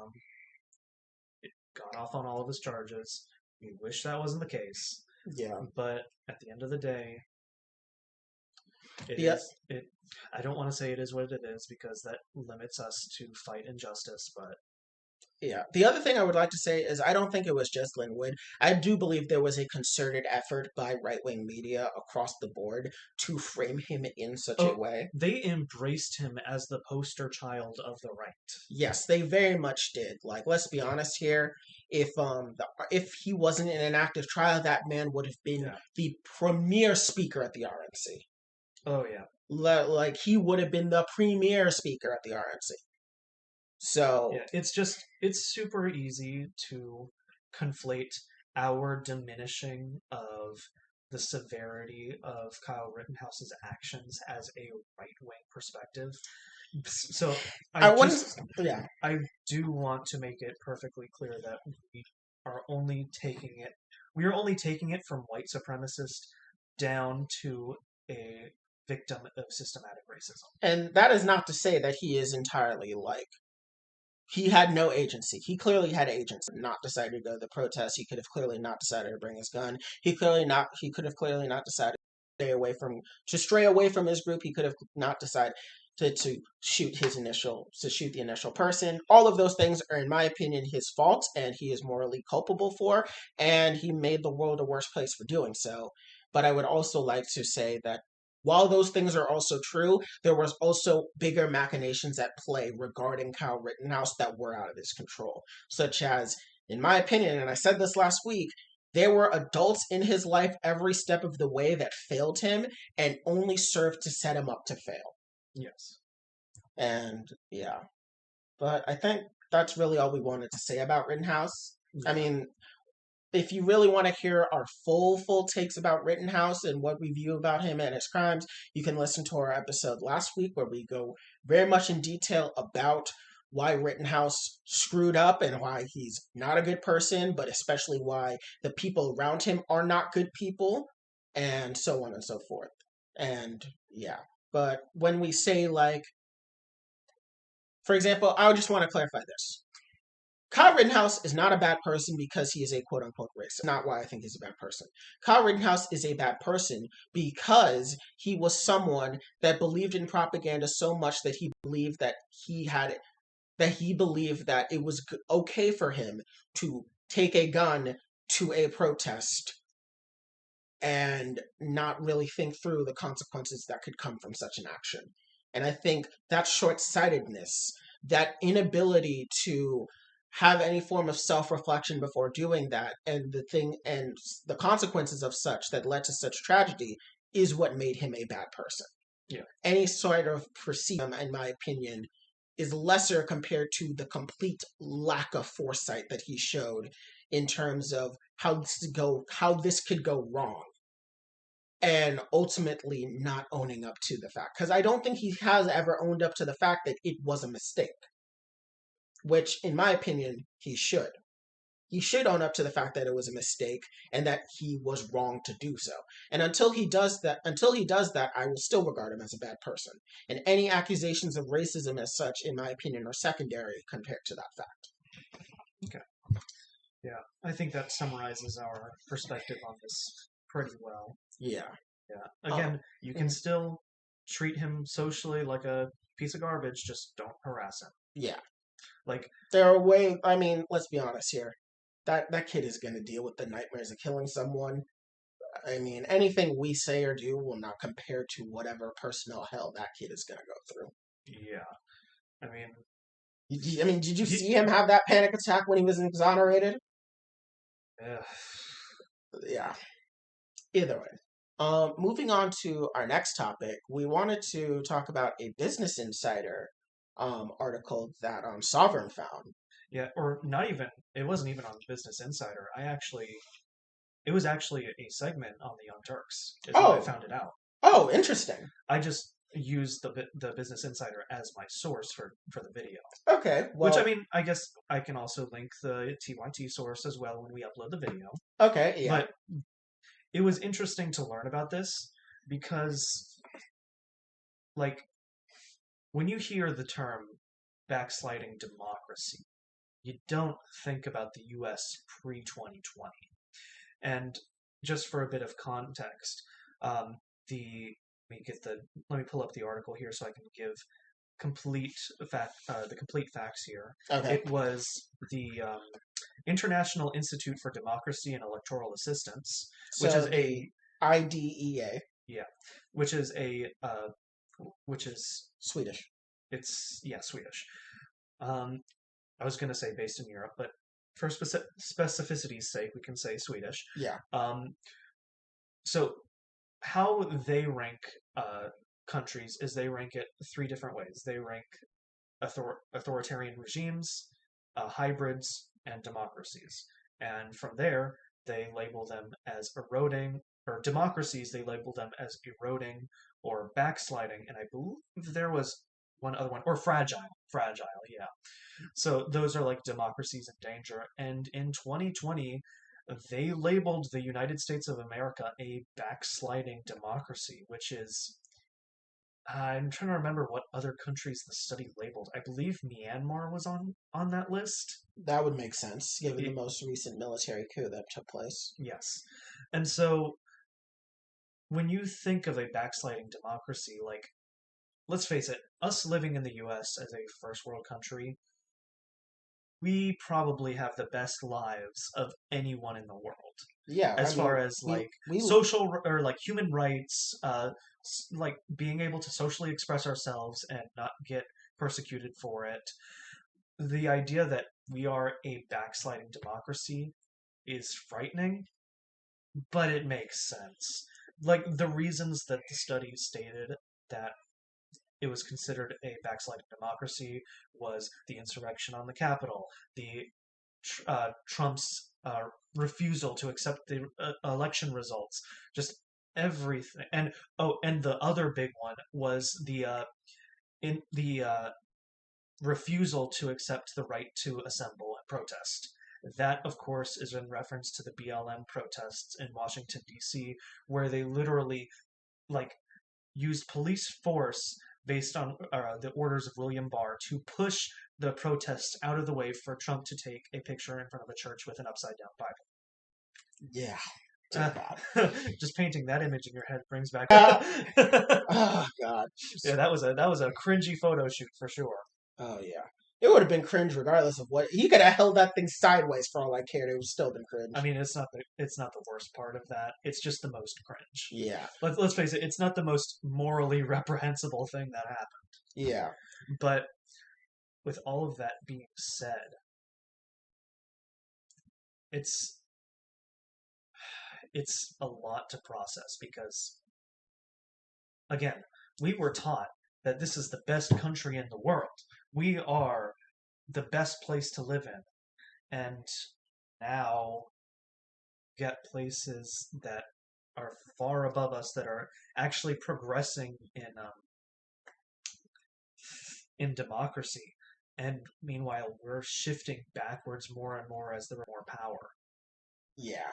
So, one thing that I'd like to bring for a while, like we've kind of deluded ourselves into this idea that we were somehow the greatest country in the world, and in some metrics we are. But I think we have to remember that our standard of living compared to other comparable countries has been pretty low for a couple years now. Yeah. Like, we can compare ourselves to third world countries all we want, but we still don't have free healthcare like the UK and Canada. Yeah. Or even just in the Scandinavian countries where they have better pay, they have better like standards of living in terms of maternity paternity leave, better schooling, like free education, better health care. Like they have like or better what is what better better drug reforms. Okay. Such as because I mean we have the highest prison population in the world and a lot of them are for drug offenses. Compare that to other countries that handle drugs in better ways and thus they don't have to deal with the issues that we deal with. Yeah. It kind of makes sense that it would eventually translate to us backsliding, but it's still again, see it. Even if like I'm sure a majority of the left, us included, completely is in denial of the fact of or not in denial is the wrong word to use, is completely written off the idea that American exceptionalism is valid. Yeah. But even though that propaganda has been instilled in our minds ever since elementary school, it is very surreal to have those opinions validated. Yeah. It's in some ways it is kind of sad to know that the damage that has taken place over the past 4 years of the Donald Trump administration is actually culminating in something like this, where we are getting, we are basically getting to know that our country is regressing in some ways. And in part, we have regressed in many ways throughout the years, but to know that the very fabric of our country, the great experiment that is American, is potentially failing. It's a little heartbreaking, to be perfectly honest with you. It was a leftist meme that, oh, we are a third world country now. We are no longer a first world country. And now to have that officially validated in a European study? Well, let's not go so far as to say we're a third world country, but to say that, but to act like we are somehow better than third world countries in every provable metric, that's a little crazy. Of course, the meme is hyperbolic in and of itself, but to have it, the fact that we are no longer the best example of a democracy in the world. Yeah, especially something that we pride ourselves on. Even when we like invade other countries and we talk about how we're doing such great things for other countries, we do so because we pride ourselves on the fact that we are a democracy. We are a republic. Yeah. But it's oh god, I don't want to be all doomer right now because we try our best not to advocate for doomerism on our podcast because it's very harmful. to our movement and to just enthusiasm on the left. Yeah. Oh, God. That this is, in my opinion, a painful wake-up call for us as Americans to know that, listen, the things that we enjoy in our lives are not necessarily things that are granted. These are things that can be very easily taken away from us at any point. And we need to be aware that the things that we have that are considered our freedoms are privileges. Not everyone in the world has the things that we have. Not everyone has the right to vote. I mean, even in this country, that's not even true. I mean, Yeah. you have prisoners that don't have the right to work, and not right to work, right to vote, and so on. But in other countries, it's no longer a right to vote, not a right to assemble, not a right to free speech. And these are things that we pride ourselves on. These are things that are considered core tenets of what makes a good democracy. We've seen countries fight wars over these ideas. Yeah. And we were the ones that always tried to champion ourselves as we are this, we embody this. And to see that that is no longer the case, the mask is slipping, and that we may have failed. Yeah. And this also leans into the fact that Republicans are so concerned, like, why aren't millennials and Gen Z agreeing with us? This is why. The propaganda that we have been fed is ultimately cultivating, thanks to the age of the internet, to younger generations realizing all the BS we've been fed. Yeah. And, like, I wish I had a soundbite right now of Trump saying the world is looking at us, because that is something he did say, but that was back in his 2016 presidential run. But now it's valid here more than ever. I mean, he was even right back then. It was just he was right for the wrong reasons. Yeah. They were laughing at us for damn sure, but they were laughing at him. They were laughing at him. But, and they are still laughing at the stuff that he has done to our country. but now they've also come to realize, the rest of the world has come to realize, America, you have your own problems that are, yeah. Yeah. Ugh, God. Overall, I can't help but feel sad, to Yeah, be perfectly honest. I did really want to talk about this because even though this is very, like, doomer fuel, I can't help but feel like this is the culmination of propaganda we've been fed to. And because of the fact that the internet has been so helpful to younger generations, escape that propaganda Or sometimes not escape, but sometimes fall deeper into it. that is also true.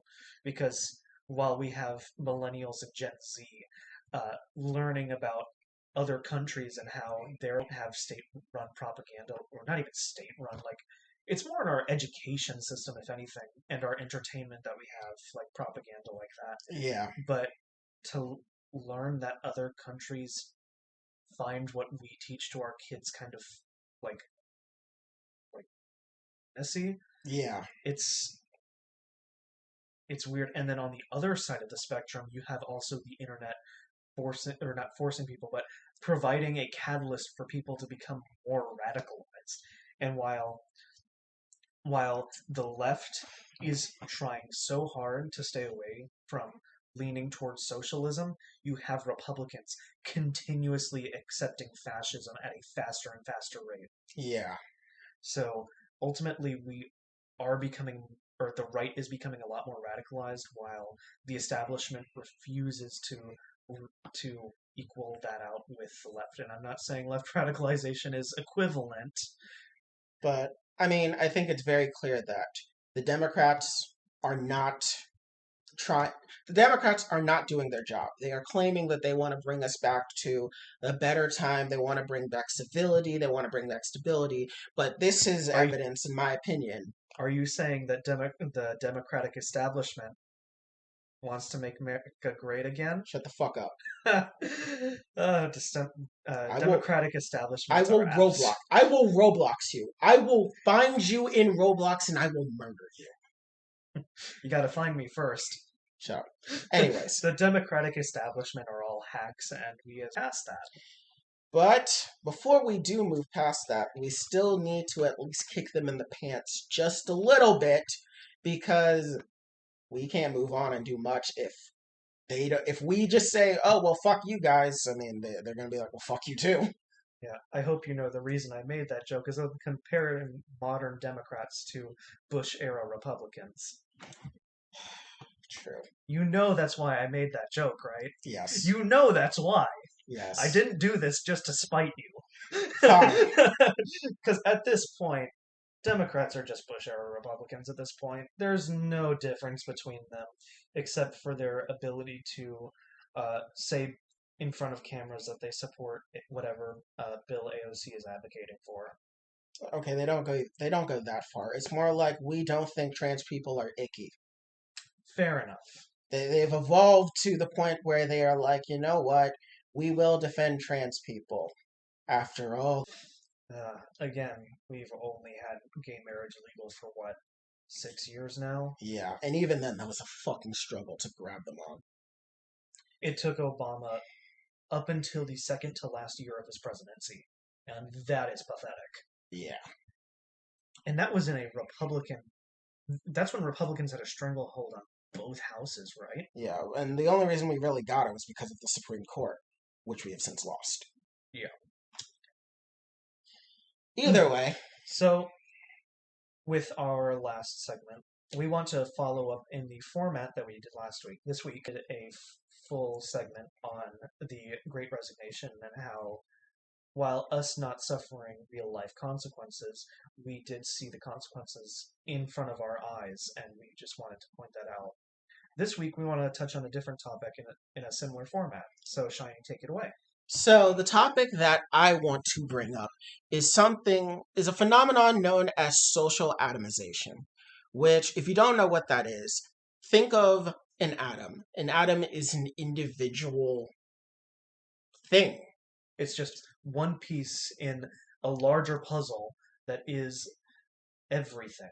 Yes. So social atomization is basically people becoming less and less engaged as a collective and more individualized. And I want to talk about this is because with the recent developments within the past couple of years, such as our worsening economy, the global pandemic, the continued divisions that we have politically, among other things, such as the rise in automobiles, the rise in suburbia, social media becoming more and more of a replacement for in-person meetings, the advent of things such as online dating, and so on and so forth.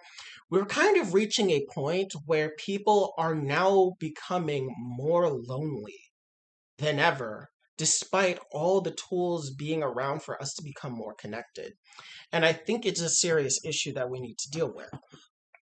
For starters, one of the bigger issues is in the past, there used to be and this isn't the truth for everywhere, as they still have these, but in a lot of areas, there's no longer big communal meeting areas. Because the biggest example you can think of is the church. Yeah. And meanwhile, millennials and Gen Z reject the church in numbers that we have never seen before. Yeah. And that now we've completely left those, and now where do we meet? Yeah. Not to say that, means that we should go back to religion. No, we're atheists. We don't believe that religion is the end all be all. But what I'm trying to get at with is that the church, or really any house of worship, was doubling not just as a place for religious worship and education, but also as a community center where people could meet each other and develop friendships and relationships. And we are seeing less of that. Seeing less people meet and engage in that way, one with the decline of the church, but in other ways. For ones with schools. Schools have become, in my opinion, far more stressful and dangerous and more individualistic, that it makes it difficult for people to develop lifelong bonds that people previously were able to at school. For one, I mean, because of the fact that social media is a thing, it allows for people to become more distant from people their age at their own schools and become engaged with people that are far away, which is fine. You don't have to be friends with the people that are around you. And it is fine to have friends far away from you. But it does contribute to a wider feeling of loneliness because of the fact that, well, when you don't have friends that are around you and all your friends are far away, you don't have that in-person connection, so you do feel lonely despite having friends. And I feel that this is very true for younger people because of social media becoming an isolating factor, where you can kind of spend your hours just consuming different people's completely fabricated social lives and parasocially live through it. You kind of aren't having your own friendships. You kind of developed a relationship with this person that isn't a person, it's a character. And I feel that that has contributed more to social atomization because of the fact that these people that are parasocially connecting to people are usually rich. And because they are rich, they have money, they have access to different social groups, they have access to different forms of capital. And because of that fact, they actually have they are less socially atomized in a very weird way. Because they have money, that means they have access to travel, meaning they can go to places and meet people and they don't have to worry about the money that it involves, whether it be for gas or airfare or both, or how much money it takes to stay in a hotel, and so on and so forth. Those are things that the common person doesn't really get to really have access to because of how wages have been stifled, the cost of living has only increased, and the wages that people have gotten have only stagnated, or the fact that things like gas prices have increased, and so on and so forth. Or even just the fact of the matter that you can't walk places anymore, and public transportation in a lot of areas is either very poor or non existent. Yeah, like you can't even begin to talk about like the way that public infrastructure has been created in a way to prioritize driving a car as your main means of public transportation. Like you said, we can't walk places anymore. I can't walk 2 blocks away and go to do whatever. Like we don't have a Chuck E. Cheese or a bowling alley or a skating ring within 4 blocks of us. No, you have to get a car and you have to drive 15, 20 minutes. And while you're doing that, you realize that everyone around you is doing the same thing, which takes away another thing. Because you're in your cars, you are physically isolated from the other people in your neighborhood because you can't talk and drive. Please don't talk and drive, especially if you're trying to talk to another driver while driving. Please don't. But that makes the isolation that much more powerful because you're walking down the street, you see something happen, you could engage with another person on the street, and that is a level of social interaction that you can have. You don't have that in a car. In a car, you're by yourself or you're with the people that are already with you, but you don't get to engage with other people while you're driving. Meanwhile, if you're on the bus or you're riding your bike or you're walking, you have that. And so that's another way where we're dealing with social atomization is the fact that the ways we get from point A to point B in and of itself are isolating. Then you have to bring into the fact that, well, once you get from point A to point B, what is there to do and point can do? Say you go to a bowling alley. That's fun, but you kind of need people to do bowling with, unless you want to do bowling by yourself. And because other people aren't really there to meet new people because they have their own isolated groups, it becomes harder to meet people. Now you can find online groups and that can help you, but sometimes you may not find that. So what do you do? Which, in that specific example, you could hypothetically, like, assuming you have 3 friends who can make a bowling team with you, go to leagues and make it your one, thus you meet people through bowling leagues. But that means you have to dedicate every ounce of your personal hobbies and motivation to that thing. And also money. Money is also a big thing. You have to dedicate a lot of money to that hobby. Because entertainment is not cheap anymore. Exactly. Having a hobby isn't cheap anymore. For example, like I'm into mini painting, people who are familiar with Warhammer 40k Or Dungeons and Dragons. are aware of how expensive miniatures and paints and constant maintenance of an expensive hobby, but it is also a way to interact with people. But these communities are so insular and don't have an easy way to access them that we're really separated as a society. Yeah. Or let's say you're not looking for friends. Say you already have enough friends, but you're trying to find a romantic partner. Even that is difficult because, like I said, in the older days, people had a common meeting area, a common cultural center that you could go to, like a church, and people met partners there, or you met your partner through school, or you met your partner at, and like some type of meeting ground. Nowadays, it's to meet your partner through, well, traditional means because one, it costs money to go out to places all the time and try to shoot your shot to meet people. Two, the places where you can now encounter people are less places that people want to be approached.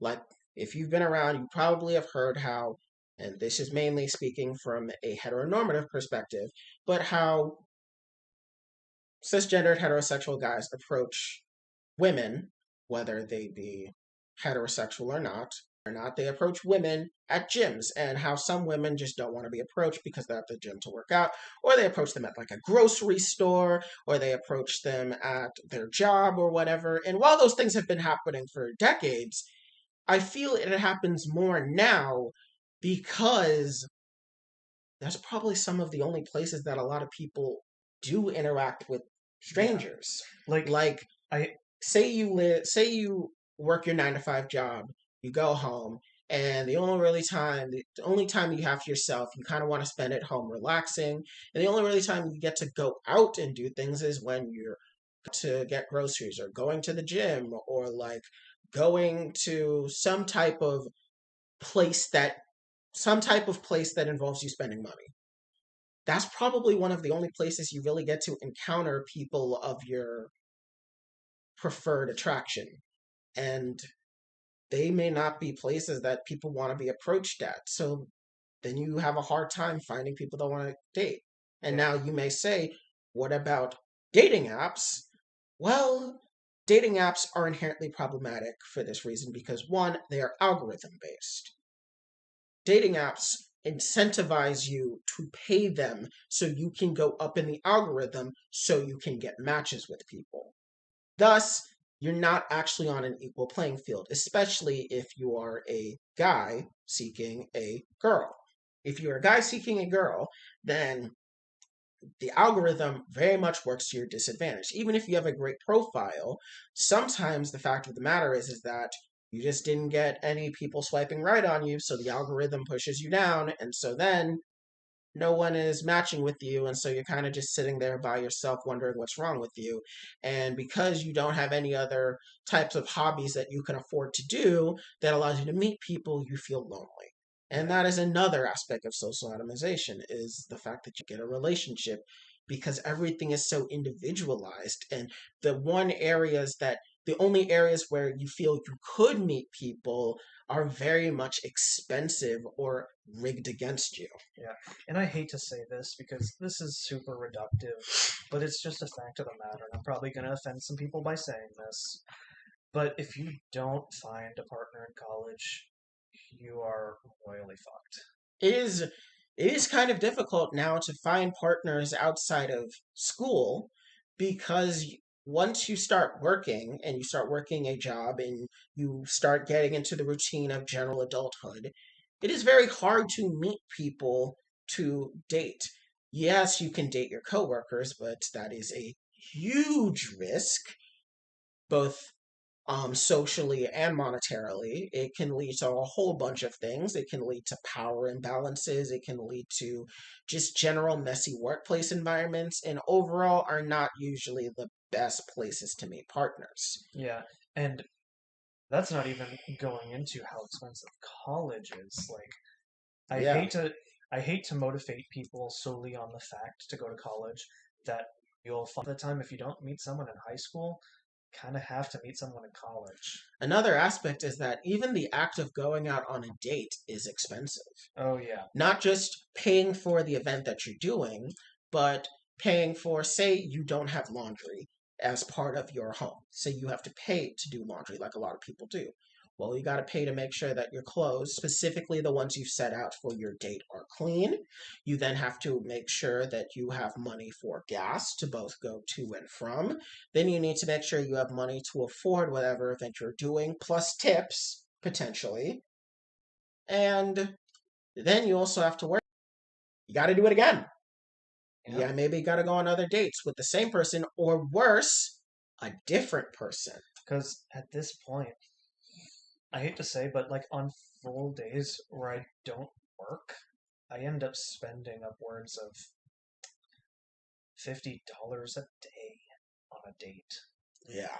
Which that's not just for one meal, that's for meals, activities, and what other amenities are required for those events. Like dating has become super expensive now. And because it's become super expensive, it becomes a lot easier for people to feel lonely, which is why there are things that are on the rise, such as specifically earlier this year, a study came out that noted a rise in male virginity. And while some people may say, oh my God, like, so what? The problem with that rise in male virginity is that it's systemic. It's leading to segments of the population becoming more isolated from other people, which is bad. Society, humans as a whole are social creatures, and we built society to really get our fix on that need for socialization. And I know we need to reduce our population.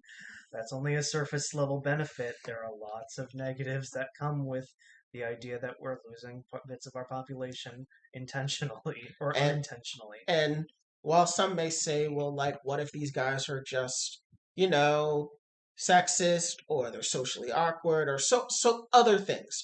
Yes, these people may have a bunch of negative qualifiers that make them not likely to attract people.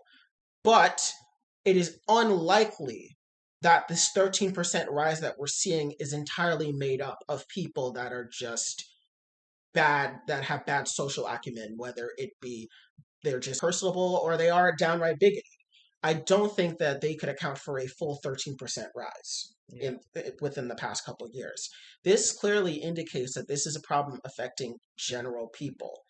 And that's not good because humans, in addition to being social creatures, are sexual creatures. And for those people that are non asexual, or I should say, for those who are interested in sex, because asexual people can be interested in sex, for those people that are interested in sex and are currently wanting to have sex but are unable to, the current issue of social atomization via all the different symptoms that we've talked about, these can lead to a general sense of people becoming unhappier. And when people become unhappier, you have a less driven society, and a less driven society becomes a less productive society, and that can make a society become that much more harmful. We talked about how we are seeing a backsliding in our democracy, and especially because of our past year.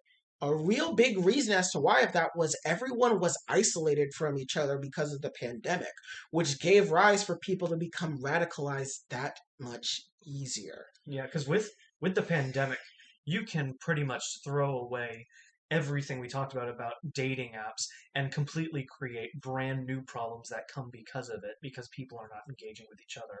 Not to the point where we're socially atomized. We are completely a single group for like a year, and only now are we recovering that because of the perception that COVID is gone, which it is not. Yeah. And so obligatory COVID is real statement. Yes, COVID is real. Please get vaccinated if you haven't, and if you have been vaccinated, please get your booster shot if you haven't. And please social distance still, just in case if you cannot get vaccinated for any medical reasons. Anyways, I was going to say, because of the pandemic and how it led to people being isolated, which led to people becoming radicalized, that means that people, that meant that places got more dangerous. I will say, the fact that the January 6th insurrection happened, I believe, is firmly in part of the fact that people were so isolated, it led to people becoming so radicalized that when they did choose to leave, it was to commit violence. And I that energy has not gone away. I do personally think that if we were a less isolated society, we could avert large scale acts of violence like we saw because people would be more connected to each other. I mean, I personally think that the BLM protests would have still happened, and because of the fact the protests would still inevitably be people that would turn them into riots. But even then, I feel those protests would have probably gone even more, they would have gone more smoothly if people were less isolated from each other, because people would be able to have more empathy for each other, because they'd be able to interact with people and learn people's perspective more, because they are actually engaging with the people around them, engaging with people in their neighborhoods, and not seeing them as caricatures that that propaganda shows them as. Yeah. And so, I mean, I think this is what I really just wanted to get at with all this is just that I do feel that it's harder now than it was before to date or make friends or meet new people, or just harder to feel happier because you feel alone. I just want to tell you that it's not just you. It is something that is happening, and it is hurting a lot of people, and you're not alone or wrong or crazy for having that feeling. It is a very real thing that's happening, and you aren't suffering alone. There are other people going through it, but that should also let you know that your desire to go out and meet new people is also reciprocated. There are other people that are just as determined as you to want to go and meet new people, and that you shouldn't give up. Just everything I just said, you shouldn't give up, because that means there are still people out there that want to meet you. They want to meet people like you and hang out with you and potentially form relationships that may last from maybe a couple weeks to the end of time. Yeah. Please do not give up on each other. Don't give up on society, despite how bleak things are looking, despite how isolated we are becoming. Learning that these things are happening is only one step in understanding the problem and finding ways to fix it.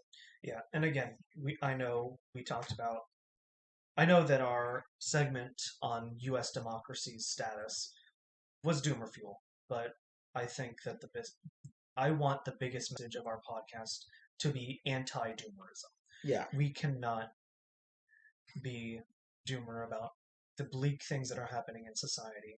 And for those of you who suffer from social atomization, I want to say, please find people in your family. I know there's a massive push for us as a generation, for millennials and Gen Z included, to drop our racist, our sexist, our bigoted parents, grandparents, but you have cousins, you've got aunts, you've got uncles, you've got not just the nuclear family, you've got your extended family too. Please, you do have people who want to hear you out. You have the talk to people. You have even abilities to find um, communities. I'm speaking to gamers specifically. There are communities. There are esports. There are also people who play sports. There are local sports leagues. There are there are while isolated and difficult to nudge your way into, there are ways to build communities. And I just want to say this. Recently in my city, a Facebook group cropped up made for people in their 20s, which of course Savinar and I are. We're young, we're in our 20s. That was created in our city specifically because of social atomization, because people felt lonely and isolated from each other, and they felt that they couldn't meet people within their own peer group. And so this guy, this really great guy, he created this Facebook group, and now it has hundreds of members in it. And a lot of us in the group meet up and we hang out and we meet new people, and we learn that there are just other people that are like us that just want to meet people and hang out, and relationships are starting, and people are just going out and being able to engage and have fun, which shows while social atomization is a problem, because you're not the only one dealing with it, and other people are, you can all come to a collective solution. So maybe be the one to create a Facebook group in your area for people of your age group to see if you can just have some events. It doesn't have to be events that cost money. Maybe just hang out at someone's house and play some board games, or have a book club, or maybe learn a language, or like, I don't know, whatever interests you. Yeah. And I want to finally put a wrap up to this whole segment on a lighter note. So to finish off this segment, thumbnail as for this video as a stock photo used in corporate PowerPoints of a guy sitting alone in a corner. Oh God.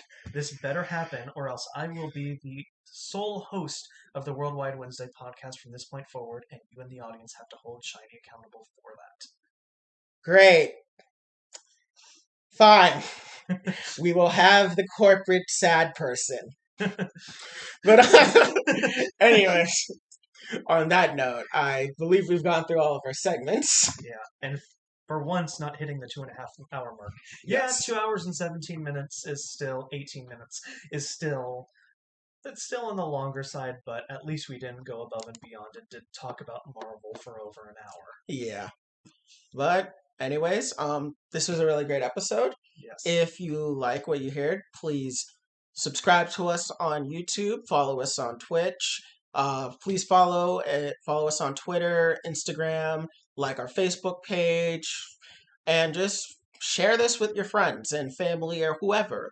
We love the growth that we're seeing. One of our most recent videos, our video on AOC and Paul Gosar, hit the triple digits, which is massive. I never thought we'd hit the triple digits before we hit the double digits in terms of episodes. But this is great. You guys are amazing. So I really hope that we continue to see really happy to have fans that still engage with us and still watch our videos. Yeah. Just whenever we upload our social atomization video, please, and I don't mean this to influence our algorithm, but please spread it. It is very important that people are aware of this issue. And just know that they're not alone. Yeah. If you feel lonely, you may be lonely, but other people are too. And because of that, that means there's a chance for all of us to come together. Yeah. So anyways, like always, we are